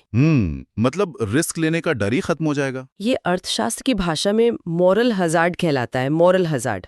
और ये इस तरह के हर बेल आउट का सबसे बड़ा लॉन्ग टर्म खतरा है। Moral hazard. हाँ। क्या आप एक ऐसा सेफ्टी नेट बना रहे हैं जो भविष्य में और ज्यादा लापरवाही को जन्म देगा? ये एक बहुत ही वैध चिंता है। इसका जवाब शायद इस बात में छिपा है कि इस क्लीनअप के साथ साथ बैंकिंग रेगुलेशंस और रिस्क मैनेजमेंट के नियमों को कितना सख्त किया जाता है। मतलब ये सिर्फ एक बार की सफाई है? हाँ, बैड बैंक सिर्फ एक बार की सफाई है, लेकिन रोज घर साफ रखने की आदत तो डालनी ही पड़ेगी। तो कुल मिला के हमने देखा कि कैसे बैड लोन्स की एक पहाड़ जैसी समस्या से निपटने के लिए पुरानी नाकाम कोशिशों के बाद सरकार ने एक नया 2 स्तरीय पब्लिक प्राइवेट मॉडल NARCL और IDRCL बनाया है। जी। एक तरफ बैंकों की बैलेंस शीट साफ करके इकोनॉमी को फिर से रफ्तार देने की उम्मीद है, तो दूसरी तरफ हेयर कट की कड़वी सच्चाई और मॉरल हैजार्ड जैसे गहरे सवाल भी हैं। ये एक बहुत बड़ा और साहसी फाइनेंशियल एक्सपेरिमेंट है। बिल्कुल, बहुत साहसी। लेकिन असली परीक्षा इस बात की होगी कि क्या ये सिर्फ बैलेंस शीट की एक बार की सफाई बनकर रह जाता है या वाकई बैंकिंग कल्चर में एक ऐसा संरचनात्मक बदलाव लाता है जहां भविष्य में ऐसे एनपीए के पहाड़ दोबारा खड़े ही ना हो। इसका जवाब हमें आने वाले कुछ सालों में ही पता चलेगा। हाँ, इसका नतीजा देखना होगा। चलिए आगे बढ़ते हैं। ठीक है, तो अब हम अपने अगले टॉपिक पर आते हैं, इंडिया का पब्लिक डेप्ट मैनेजमेंट। तो चलिए इस पे बात करते हैं। सबसे पहला और बेसिक सवाल, ये पब्लिक डेप्ट मतलब सरकारी कर्ज आखिर है क्या, और इसका मैनेजमेंट इतना जरूरी क्यों है? मतलब एक आम आदमी की जिंदगी से इसका क्या लेना देना? बिल्कुल। देखिए, पब्लिक डेप्ट को अगर एकदम आसान भाषा में समझें तो ये वो पैसा है जो सरकार उधार लेती है। जैसे हम और आप घर के लिए या बच्चों की पढ़ाई के लिए लोन लेते हैं, है ना? जी। वैसे ही सरकार देश चलाने के लिए लोन लेती है। ये देश के अंदर से भी हो सकता है और बाहर से भी। पर जरूरत क्यों पड़ती है इसकी? देखिए, roads, bridges, defence, welfare schemes, ये सब इतने बड़े खर्चे हैं कि सिर्फ टैक्स के पैसे से पूरे नहीं हो सकते। और आम आदमी पर असर? बिल्कुल सीधा। सरकार कितना कर्ज लेती है और किस इंटरेस्ट रेट पर, इससे पूरी इकोनॉमी का मूड सेट होता है। अच्छा, मतलब आपके बैंक लोन की ईएमआई से लेकर, सब्जी के दाम तक। है ना? बिल्कुल, सब्जी के दाम तक सब कुछ इससे जुड़ा हुआ है। तो ये तो हमेशा से होता आया है। इसमें अचानक से रिफॉर्म की बात कहाँ से आई? जो सोर्सेज आपने भेजे हैं उनमें 2015-16 के यूनियन बजट का जिक्र है, जहां से ये बहस तेज हुई कि एक अलग से पब्लिक डेट मैनेजमेंट एजेंसी यानी पीडीएमए बननी चाहिए। मतलब अभी तक जो काम रिजर्व बैंक ऑफ इंडिया कर रहा है वो उससे ले लिया जाए। इसके पीछे की सोच क्या है? इसके पीछे जो सबसे बड़ा कारण है वो एक टर्म है जिसे कहते हैं कॉन्फ्लिक्ट ऑफ इंटरेस्ट। ये एक ऐसी सिचुएशन है जहां एक ही संस्था के पास दो ऐसी जिम्मेदारियां हैं जो आपस में टकराती हैं। नीति आयोग ने भी 2019-20 में इस मुद्दे को उठाया था। उन्होंने कहा था कि एक idea whose time has come. अच्छा। देखिए, आरबीआई के आज क्या कहते हैं, 4 मेजर रोल्स हैं जो एक दूसरे से जुड़े हैं। 4 रोल्स? हाँ, 4 मेजर रोल्स। 1, पब्लिक डेप्ट मैनेज करना। 2, सरकार की बोरोइंग्स मतलब उधार को मैनेज करना। ठीक है। 3, देश की मॉनेटरी पॉलिसी तय करना यानी इंटरेस्ट रेट्स ऊपर नीचे करना। और चौथा, जिसे कहते हैं open market operations. Open market operations, ये थोड़ा टेक्निकल लग रहा है, आसान भाषा में। इसमें आरबीआई एक तरह से इकोनॉमी का टेम्परेचर कंट्रोल करता है। जब मार्केट में पैसा ज्यादा हो, मतलब महंगाई का खतरा हो, तो वो जी-सेक्स, आप इन्हें सरकारी एफडी समझ सकते हैं, तो वो जी-सेक्स बेचकर मार्केट से पैसा खींच लेता है।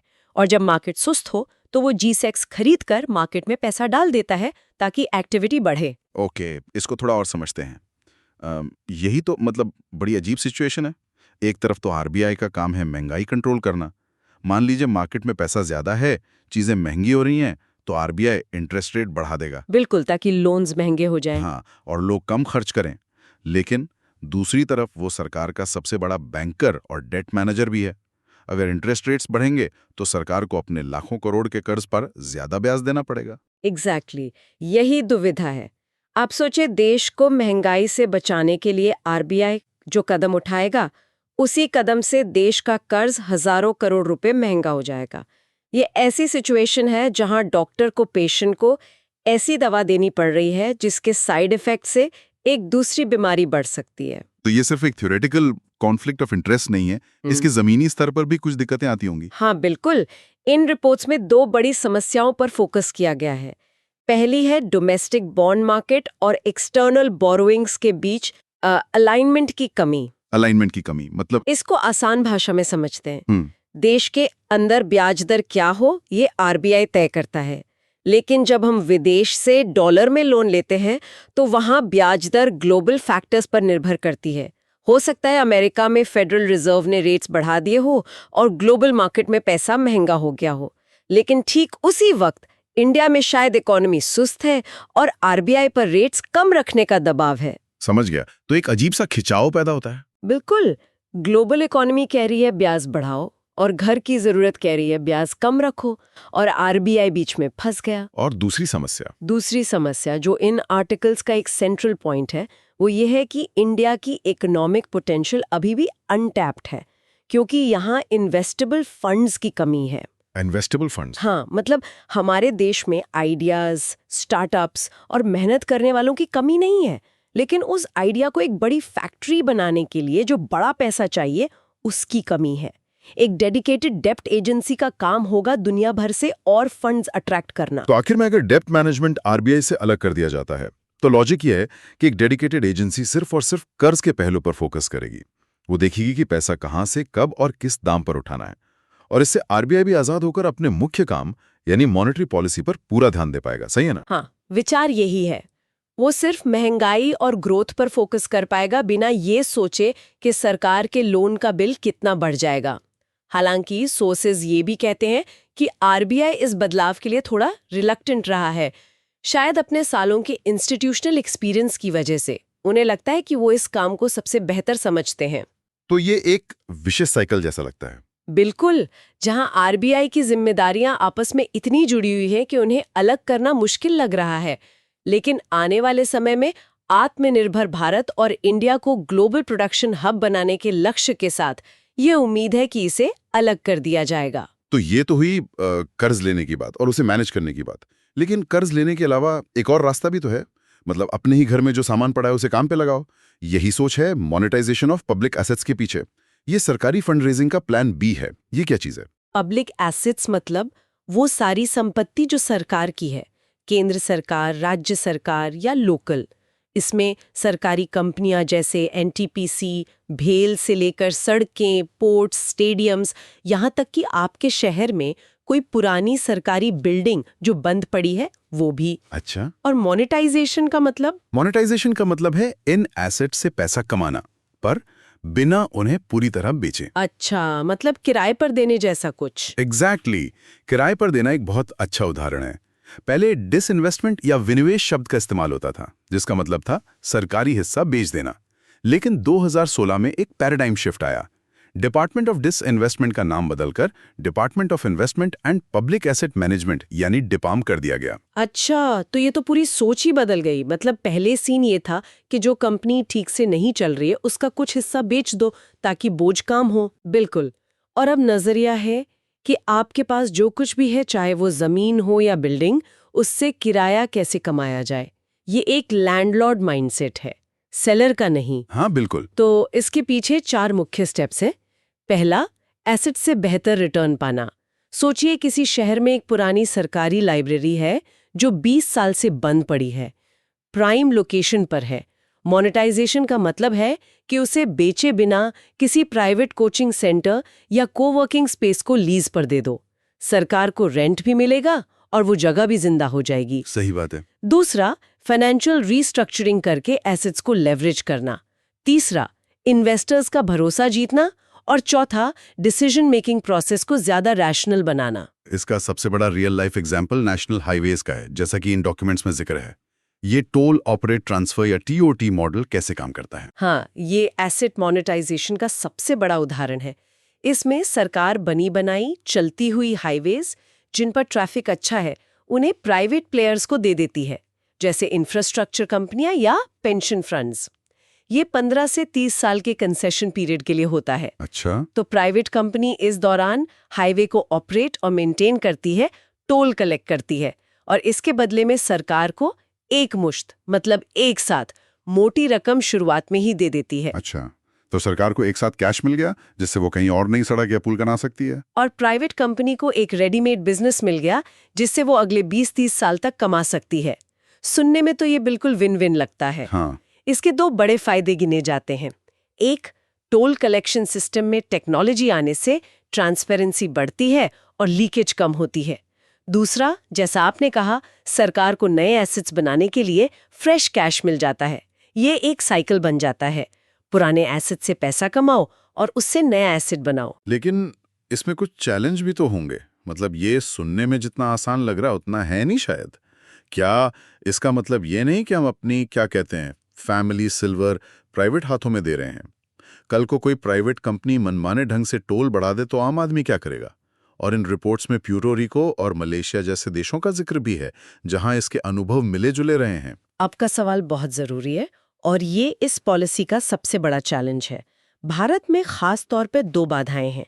पहला, ऐसे बिडर्स की कमी है जिनके पास इस तरह के प्रोजेक्ट्स को हैंडल करने का लंबा अनुभव हो। हाईवे मेंटेनेंस और टोल ऑपरेशन एक स्पेशलाइज्ड काम है। दूसरा, एक रिपोर्ट का डेटा पॉइंट काफी चौंकाने वाला है। उसके मुताबिक 2010 से प्राइवेट रोड ऑपरेटर्स के लिए इन प्रोजेक्ट से बहुत ज्यादा पैसा कमाना मुश्किल रहा है, जिससे उनकी रुचि कम हुई है। एक मिनट, ये थोड़ा अजीब नहीं है? एक तरफ हम कह रहे हैं कि ये मॉडल फॉरेन इन्वेस्टमेंट लाएगा, हाँ, और दूसरी तरफ हम ये भी कह रहे हैं कि हमारे पास अनुभवी देसी प्लेयर्स ही नहीं हैं और पुराने प्रोजेक्ट्स में प्राइवेट कंपनियों को फायदा नहीं हो रहा। तो क्या हम एक ऐसी गाड़ी बेचने की कोशिश कर रहे हैं जिसे खरीदने वाले ही मार्केट में कम है? यही तो इस पॉलिसी का पैराडॉक्स है, और इसीलिए इसका बिगर पिक्चर समझना जरूरी है कि सरकार इन चैलेंजेस के बावजूद इस पॉलिसी पे जोर क्यों दे रही है। इसके पीछे कई स्ट्रेटेजिक कारण हैं। पहला है लेवल प्लेइंग फील्ड बनाना। मतलब? कई बार प्राइवेट प्लेयर्स इसलिए इन्वेस्ट नहीं करते थे क्योंकि उन्हें लगता था कि उनकी टोल वाली सड़क के आसपास NHAI की बिना टोल वाली सड़कें, लोग वहां से निकल जाएंगे। अब ये एक प्रॉपर बिजनेस मॉडल बन रहा है। दूसरा है बूस्टिंग इकोनॉमिक वायबिलिटी।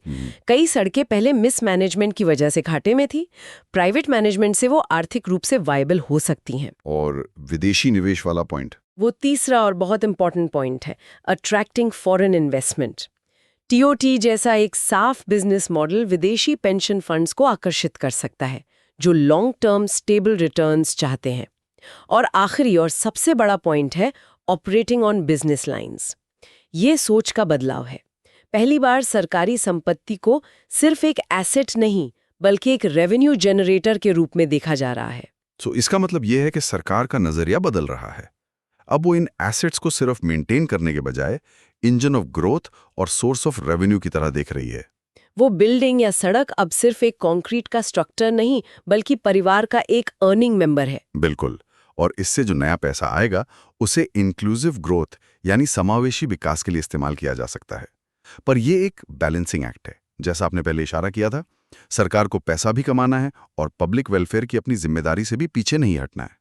तो इस सब के बीच एक बड़ा सवाल जिसका जवाब आने वाला वक्त देगा वो ये है, जब हम हर पब्लिक एसेट को एक रेवेन्यू इंजन बनाते हैं तो क्या हम उनके पब्लिक सर्विस वाले कैरेक्टर को कमजोर करने का रिस्क ले रहे हैं? जब एक हाईवे एक बिजनेस बन जाता है तो क्या उस छोटे से गांव के लिए जिसे वो हाईवे बाईपास करता है उसकी अहमियत उतनी ही रहती है?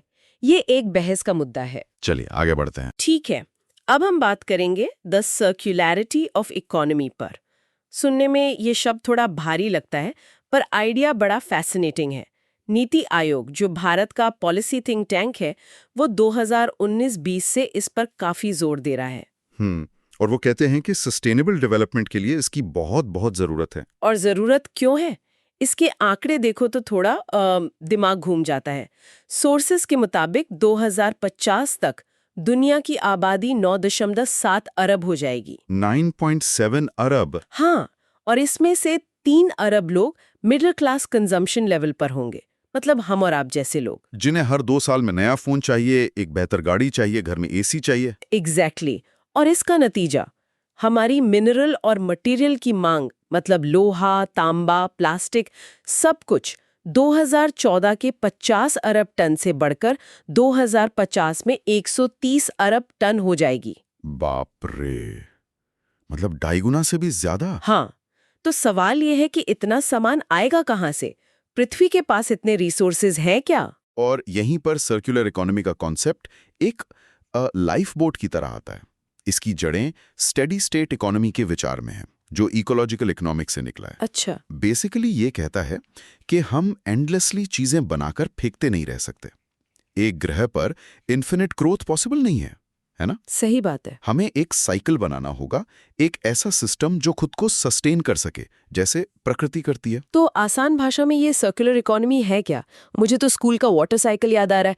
पानी भाप बनता है, बादल बनता है, फिर बारिश बनकर वापस आ जाता है। क्या ये वैसा ही कुछ है हमारी चीजों के लिए? काफी हद तक ये बहुत अच्छा एनालॉजी है। ये हमारी आज की लीनियर इकोनॉमी का बिल्कुल उल्टा है। Linear economy? हाँ, लीनियर इकोनॉमी का मतलब है take, make, dispose. Take, make, dispose. प्रकृति से कच्चा माल लो, जैसे खान से लोहा निकाला या जंगल से लकड़ी काटी, उससे सामान बनाओ, जैसे गाड़ी या फर्नीचर। इस्तेमाल करो और जब वो पुराना या खराब हो जाए तो उसे डिस्पोज कर दो, फेंक दो। End of story. जैसे कोई सस्ता टी-शर्ट खरीदा, फास्ट फैशन वाला, 4 बार पहना, रंग फीका पड़ गया तो फेंक दिया। बिल्कुल। या फिर हर साल नया फोन लॉन्च होता है तो पुराना वाला ई वेस्ट बनकर दराज में पड़ा रहता है। या फिर प्लास्टिक की बोतल खरीदी, पानी पिया और कचरे में डाल दी, वो कचरा फिर लैंडफिल में चला जाता है जहां वो हजारों साल तक पड़ा रहेगा। ये हुआ linear model. Exactly. Circular economy इस वेस्ट के आइडिया को ही खत्म कर देती है। वो कहती है कि वेस्ट जैसी कोई चीज होती ही नहीं, waste is a design flaw. Waste is a design flaw, ये तो बड़ा पावरफुल स्टेटमेंट है है। ना? वो कहती है कि हर चीज एक रिसोर्स है। जैसे एक जंगल में एक पत्ता गिरता है, वो सड़कर मिट्टी के लिए खाद बन जाता है। एक जानवर के मरने के बाद उसका शरीर दूसरे जानवरों का भोजन और मिट्टी के लिए न्यूट्रिएंट बन जाता है, कुछ भी बर्बाद नहीं होता। सही है, nature is the ultimate circular economy. हाँ, इसका कोर आइडिया है चीजों और मटेरियल्स को उनकी हाईएस्ट वैल्यू पर सर्कुलेट करते रहना। मतलब उन्हें इस्तेमाल में बनाए रखना, फेंकना नहीं। तो ये सुनने में तो 3R जैसा ही लग रहा है, रिड्यूस, रीयूज, रिसाइकल, जो हम स्कूल से सीखते आ रहे हैं। क्या ये बस उसी का एक फैंसी नया नाम है? रिड्यूस मतलब जरूरत से ज्यादा मत खरीदो, रीयूज मतलब पुरानी चीजों को नया जीवन दो। जैसे हमारे घरों में अमूल या मदर डेयरी की आइसक्रीम के डिब्बे में अदरक लहसुन का पेस्ट। हाँ। मेरे घर में तो आज भी यही होता है, एक डिब्बा तो परमानेंट मटर के लिए असाइंड है। हर भारतीय घर की यही कहानी है। और ये अनऑर्गेनाइज सेक्टर में सर्कुलर इकोनॉमी का एक बेहतरीन एग्जाम्पल है। लेकिन सर्कुलर इकोनॉमी इससे कहीं आगे की सोच है। अच्छा, कैसे? 3Rs ज्यादातर कंज्यूमर की जिम्मेदारी पर फोकस करता है कि आप और मैं क्या करें, जबकि असली सर्कुलैरिटी तब आती है जब प्रोड्यूसर्स यानी कंपनियां खुद जिम्मेदारी लें। मतलब कंपनी की जिम्मेदारी? हाँ, जब प्रोडक्ट को डिजाइन ही इस तरह से किया जाए कि वो वेस्ट बने ही ना। अच्छा, मतलब प्रॉब्लम की जड़ पर काम करना, सिर्फ हाँ? सिम्टम्स पर नहीं। इसका कोई एग्जाम्पल है? बिल्कुल। सोचिए, आपकी कार कंपनी आपकी पुरानी कार को वापस ले और उसके पार्ट से नई कार बनाए, या आपका फोन बनाने वाली कंपनी मॉड्यूलर फोन बनाए, जिसमें सिर्फ कैमरा खराब हुआ तो आप सिर्फ कैमरा बदल सके, पूरा फोन फेंकने की जरूरत नहीं। एग्जैक्टली। कई यूरोपियन देशों में अब राइट टू रिपेयर कानून आ रहा है कि कंपनियों को प्रोडक्ट्स ऐसे बनाने होंगे जिन्हें आसानी से रिपेयर किया जा सके। तो ये सिर्फ कंज्यूमर की नहीं, प्रोड्यूसर की भी जिम्मेदारी है। ये एक स्ट्रक्चरल चेंज है। यहाँ तक कि सोर्स ये भी बताता है कि इस विचार की जड़ें 1960s में है। ये कोई नया फैंसी आइडिया नहीं है। नहीं, बिल्कुल नहीं। ये उस मास कंजम्पशन कल्चर के खिलाफ एक रिएक्शन था जो वेस्ट में फैल रहा था। द्वितीय विश्व युद्ध के बाद जो इकोनॉमिक बूम आया, उसमें लोगों ने खूब खरीदना और फेंकना शुरू किया। यूज एंड थ्रो एक लाइफस्टाइल बन गया। और तभी कुछ लोगों को एहसास होने लगा था कि हम पृथ्वी के रिसोर्सेज को बिना सोचे समझे इस्तेमाल नहीं कर सकते। तो हम इसे समझने में थोड़ी देर कर चुके हैं। व्हाट्स फैसिनेटिंग हियर इज, ये इकोलॉजिकल इकोनॉमिक्स और साइबरनेटिक्स जैसे फील्ड से निकला है। साइबरनेटिक्स सिस्टम के कम्युनिकेशन और कंट्रोल को स्टडी करता है। तो सर्कुलर इकोनॉमी एक सेल्फ रेगुलेटिंग सिस्टम बनाने की कोशिश है जो अपने वेस्ट को खुद ही मैनेज कर ले, ठीक वैसे ही जैसे हमारा शरीर करता है। ये सब सुनने में बहुत अच्छा लगता है, एक आइडियल फ्यूचर की तरह for people like us who are already consuming. लेकिन सिक्के का एक दूसरा पहलू भी है जो हमारे देश के लिए बहुत ज्यादा रेलेवेंट है। बिल्कुल। एक तरफ हम कंजम्पशन कम करने की बात कर रहे हैं और दूसरी तरफ हमारे देश में करोड़ों लोग हैं जिनकी बेसिक जरूरतें भी पूरी नहीं हो रही हैं। सही पॉइंट है। उन्हें तो अभी कंज्यूम करना शुरू करना है। उनसे हम कैसे कह सकते हैं कि रिड्यूस योर कंजम्पशन? ये तो एक तरह का हिपोक्रेसी हुआ ना। बिल्कुल सही पॉइंट है, और ये एक बहुत ही सेंसिटिव और जरूरी सवाल है। हमारे सोर्सेज में इस पर भी बात की गई है। Fulfilling the minimum needs of citizens का सेक्शन इसी ड्युअलिटी से डील करता है। अच्छा, ये मानना कि हर कोई अपना कंजम्पशन कम कर दे, ये भारत जैसे देश में अनफेयर होगा। यहाँ ग्रोथ और कंजम्पशन जरूरी है, लेकिन स्मार्ट तरीके से। और यहाँ बेसिक नीड्स का मतलब सिर्फ रोटी, कपड़ा, मकान नहीं है जैसा फिल्मों में दिखाते हैं। नई सोर्सेज से बहुत क्लियरली डिफाइन करता है। इसमें पीने का साफ पानी, सैनिटेशन यानी शौचालय, हाउसिंग यानी पक्का घर, साफ कुकिंग फ्यूल जैसे LPG सिलेंडर ताकि औरतें धुएं में खाना ना बनाएं। हाँ, और बिजली भी शामिल है। ये वो चीजें हैं जो बीमारी और कुपोषण को रोकने के लिए जरूरी हैं। ये ह्यूमन डिग्निटी का सवाल है। और सरकार इसे गंभीरता से ले रही है ऐसा लगता है। इकोनॉमिक सर्वे 2020-21 में एक बेयर नेसेसिटीज इंडेक्स यानी BNI बनाया गया था, ये देखने के लिए कि हम कहाँ खड़े हैं। हाँ, एक इंडेक्स बनाया गया। लेकिन क्या सिर्फ एक इंडेक्स बना देने से जमीनी हकीकत बदल जाती है? अक्सर ऐसे इंडेक्स सरकारी प्रोपेगेंडा का टूल भी तो बन सकते हैं। सोर्स इस बारे में कुछ कहता है कि इस डेटा की क्रेडिबिलिटी क्या है? ये बहुत वैलिड कंसर्न है और सोर्स इसे एड्रेस करता है।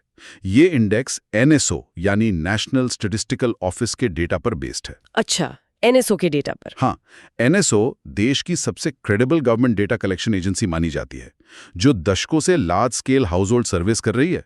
उन्होंने 2012 और 2018 के डेटा को कंपेयर किया है, तो ये किसी मंत्री का बयान नहीं है, बल्कि हार्ड डेटा है।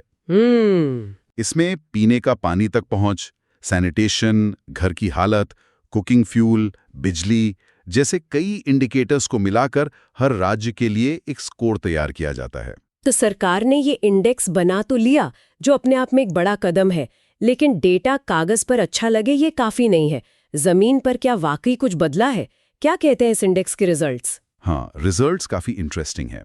सोर्स के मुताबिक 2012 के मुकाबले 2018 में सभी राज्यों में एक्सेस टू बेयर नेसेसिटीज में सुधार हुआ है। सभी राज्यों में? ये तो बहुत पॉजिटिव नेशनल ट्रेंड है। हाँ, किसी भी राज्य में गिरावट नहीं हुई है, सब में बेहतरी ही आई है। सबसे अच्छा परफॉर्मेंस किन राज्यों का रहा? केरला, पंजाब, हरियाणा और गुजरात जैसे राज्यों का।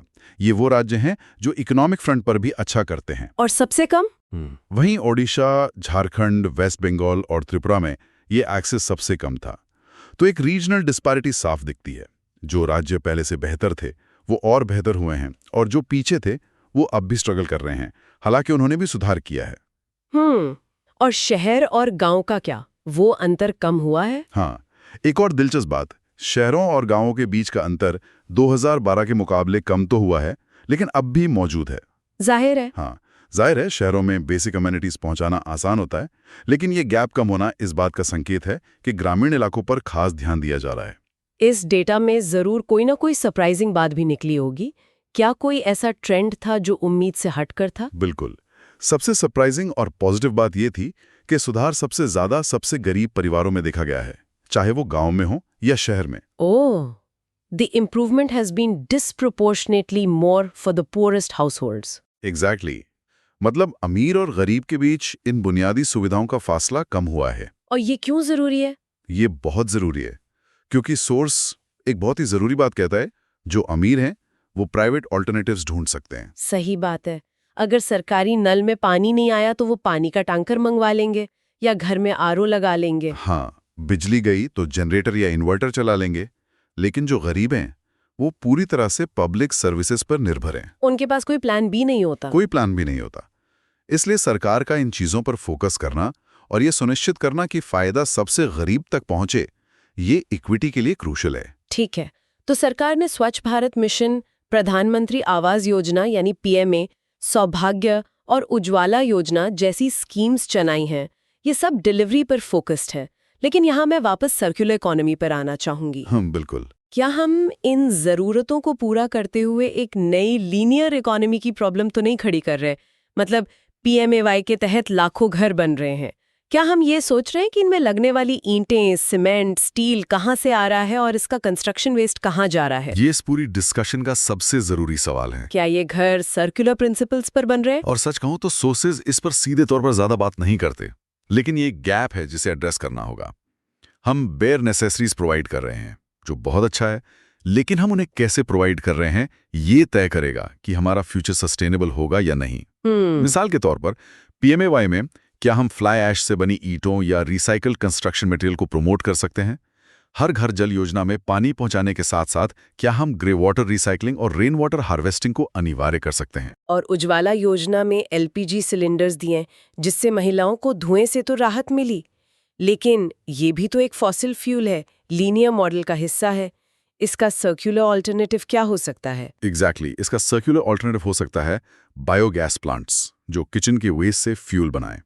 या फिर बिजली के लिए सौभाग्य योजना में हम सिर्फ कनेक्शन ना दें, बल्कि ये भी सुनिश्चित करें कि अप्लायंसेज एनर्जी एफिशिएंट हों, LED बल्ब हों जिन्हें रिपेयर किया जा सके।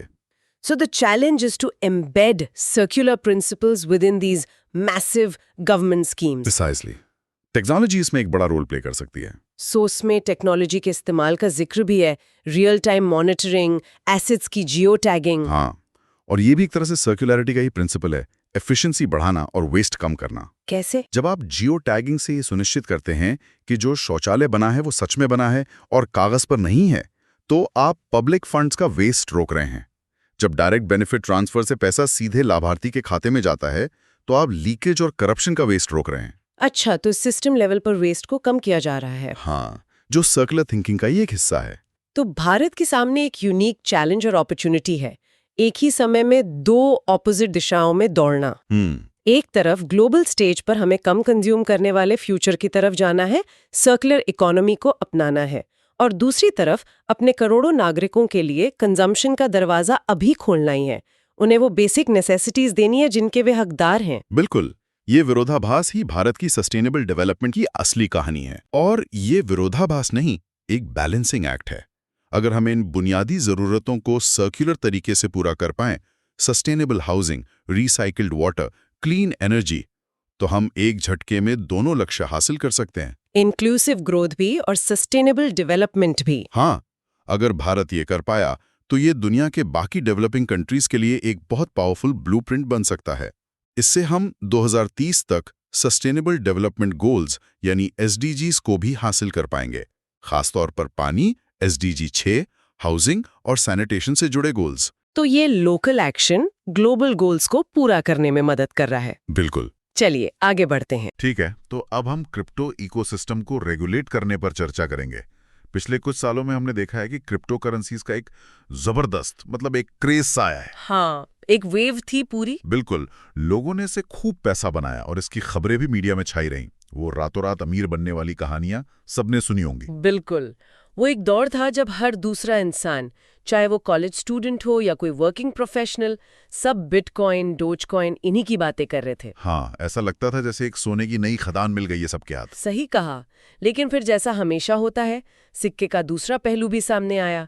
कई देशों के जो फाइनेंशियल रेगुलेटर्स हैं, वो हमेशा से इस पर अपनी चिंता जताते रहे हैं। और मुझे लगता है कि हाल ही में जो हुआ वो सबसे बड़ा ट्रिगर था। हाँ, जो क्रिप्टो एक्सचेंज FTX का कोलैप्स हुआ और उसके बाद जो क्रिप्टो मार्केट्स में एक भारी सेल ऑफ देखने को मिला, उसने इस पूरे इकोसिस्टम की कमजोरियों को सबके सामने ला दिया है। ये वैसा ही था जैसे कोई बड़ा सा गुब्बारा अचानक फट गया हो। बिल्कुल सही बात है।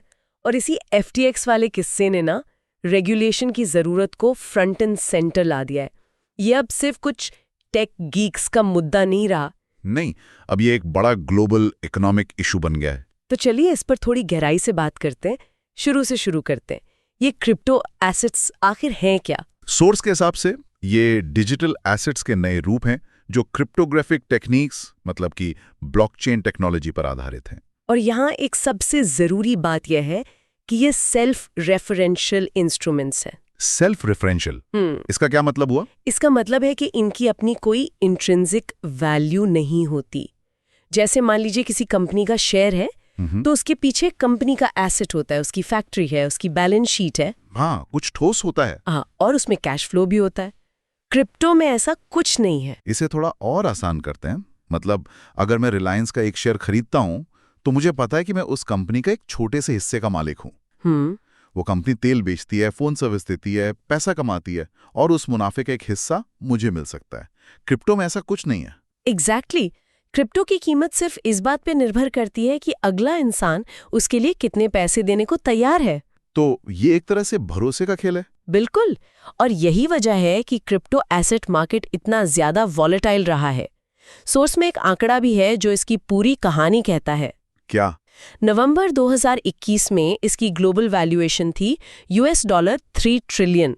$3 ट्रिलियन? हाँ, और जनवरी 2023 तक यानी सिर्फ एक साल से कुछ ज्यादा समय में ये घटकर $1 ट्रिलियन से भी कम हो गई। अरे बाप रे, मतलब 2/3 वैल्यू बस हवा में गायब हो गई। ये तो कई छोटे देशों की GDP से भी ज्यादा है। बिल्कुल। तो यहां से ये सवाल उठता है कि रेगुलेशन की जरूरत क्यों है। ये तो साफ है कि इसकी वोलेटिलिटी एक बड़ा कारण है, लोगों पर पैसा डूब रहा है, लेकिन इसके अलावा भी तो कुछ बड़े मुद्दे होंगे। हाँ बिल्कुल, वॉलेटिलिटी तो बस एक लक्षण है, असली बीमारी वो गहरी है। इस वॉलेटिलिटी ने क्रिप्टो एसेट इकोसिस्टम के पीछे की बैकिंग और गवर्नेंस से जुड़ी चिंताओं को सामने ला दिया है। मतलब इन एसेट्स के पीछे कौन है? हाँ, और अगर कुछ गड़बड़ हो जाए तो जिम्मेदार कौन होगा? कोई सेंट्रल बैंक तो है नहीं जो आके बचाएगा। सही बात। इससे पूरी फाइनेंशियल स्टेबिलिटी को खतरा हो सकता है। इसीलिए अब क्रिप्टो एसेट रेगुलेशन का मुद्दा हर देश के पॉलिसी एजेंडा में ऊपर आ गया है। और मुझे लगता है कि इसकी एक और खासियत है जो इसे और खतरनाक बना देती है। क्या? ये ज्योग्राफिकली परवेसिव है। इसकी कोई सीमा नहीं है। मतलब कोई दिल्ली में बैठकर मायामी के सर्वर पे ट्रेड कर रहा है और पैसा सिंगापुर के किसी वॉलेट में है, पकड़ेगा कौन? आपने बिल्कुल सही नस पकड़ी है। इसीलिए इसके रेगुलेशन के लिए एक कॉमन ग्लोबल अप्रोच की जरूरत है। आप सिर्फ अपने देश में नियम बनाकर इसे कंट्रोल नहीं कर सकते। हाँ, अगर भारत में नियम सख्त होंगे तो लोग वीपीएन लगाकर दुबई के एक्सचेंज पर चले जाएंगे। वही तो।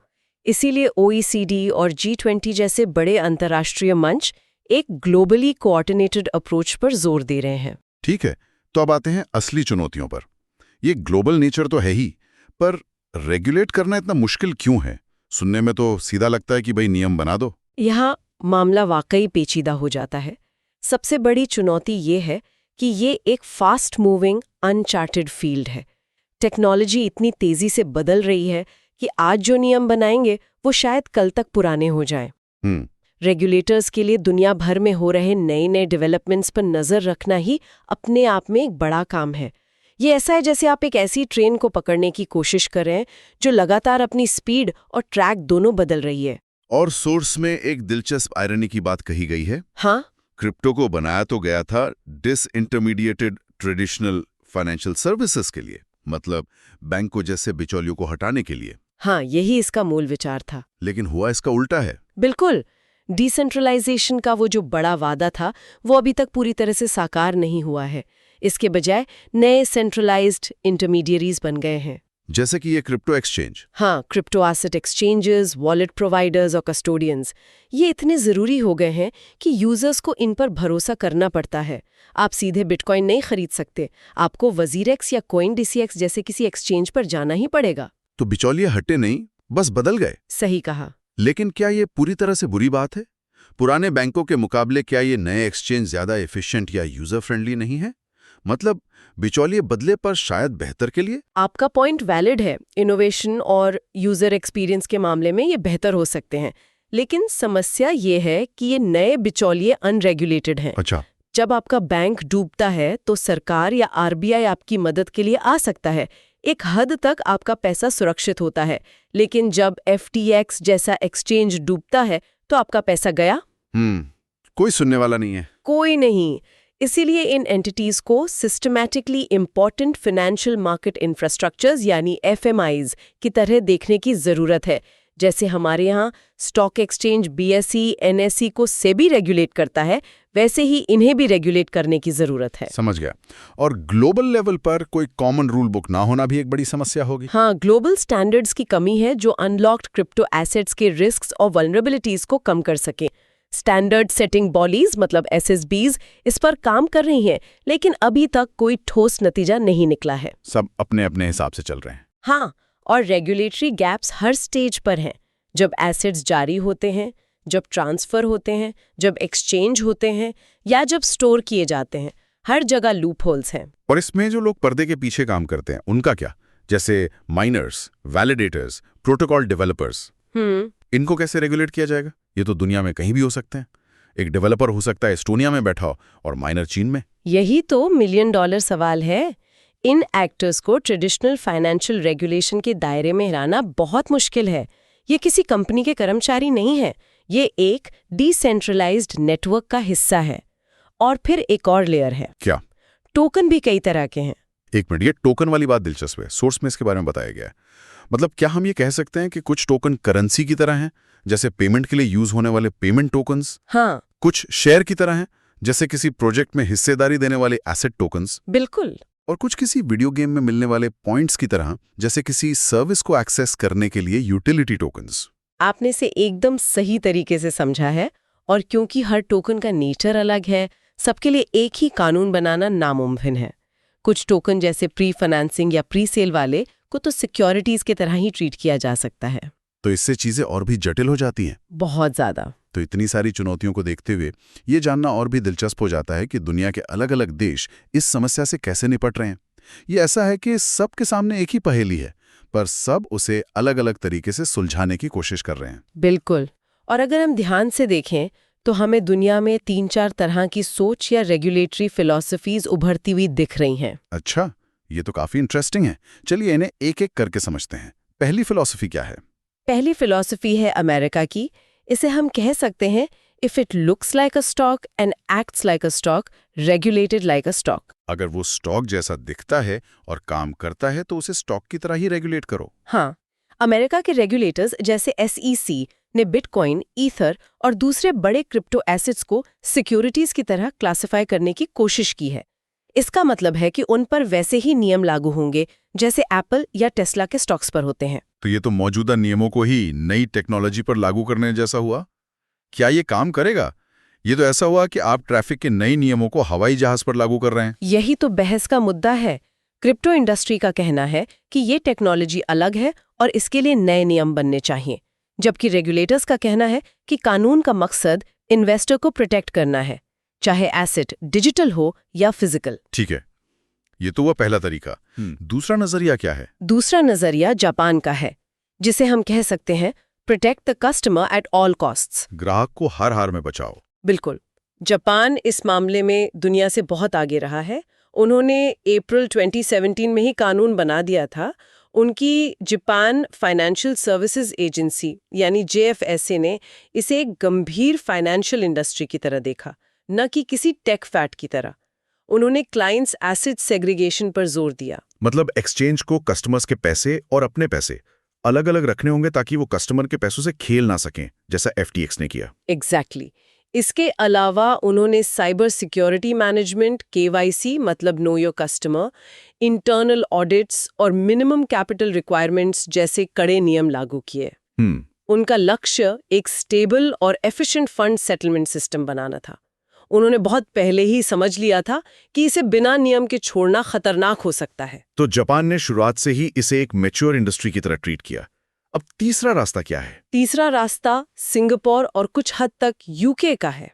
इसे हम कह सकते हैं innovation is welcome but don't lure the general public into risk. Innovation का स्वागत है पर आम जनता को खतरे में मत डालो। हाँ, सिंगापुर की monetary authority of Singapore MAS ने जनवरी 2022 में क्रिप्टो एसेट्स की मार्केटिंग पर बहुत सख्त नियम लगाए। ये बहुत दिलचस्प कदम था। मतलब उन्होंने टेक्नोलॉजी पर बैन नहीं लगाया बल्कि उसके प्रचार पर रोक लगाई। हाँ, उन्होंने कंपनियों को उनकी corporate website, official social media accounts और मोबाइल ऐप्स के बाहर प्रमोशन करने से रोक दिया।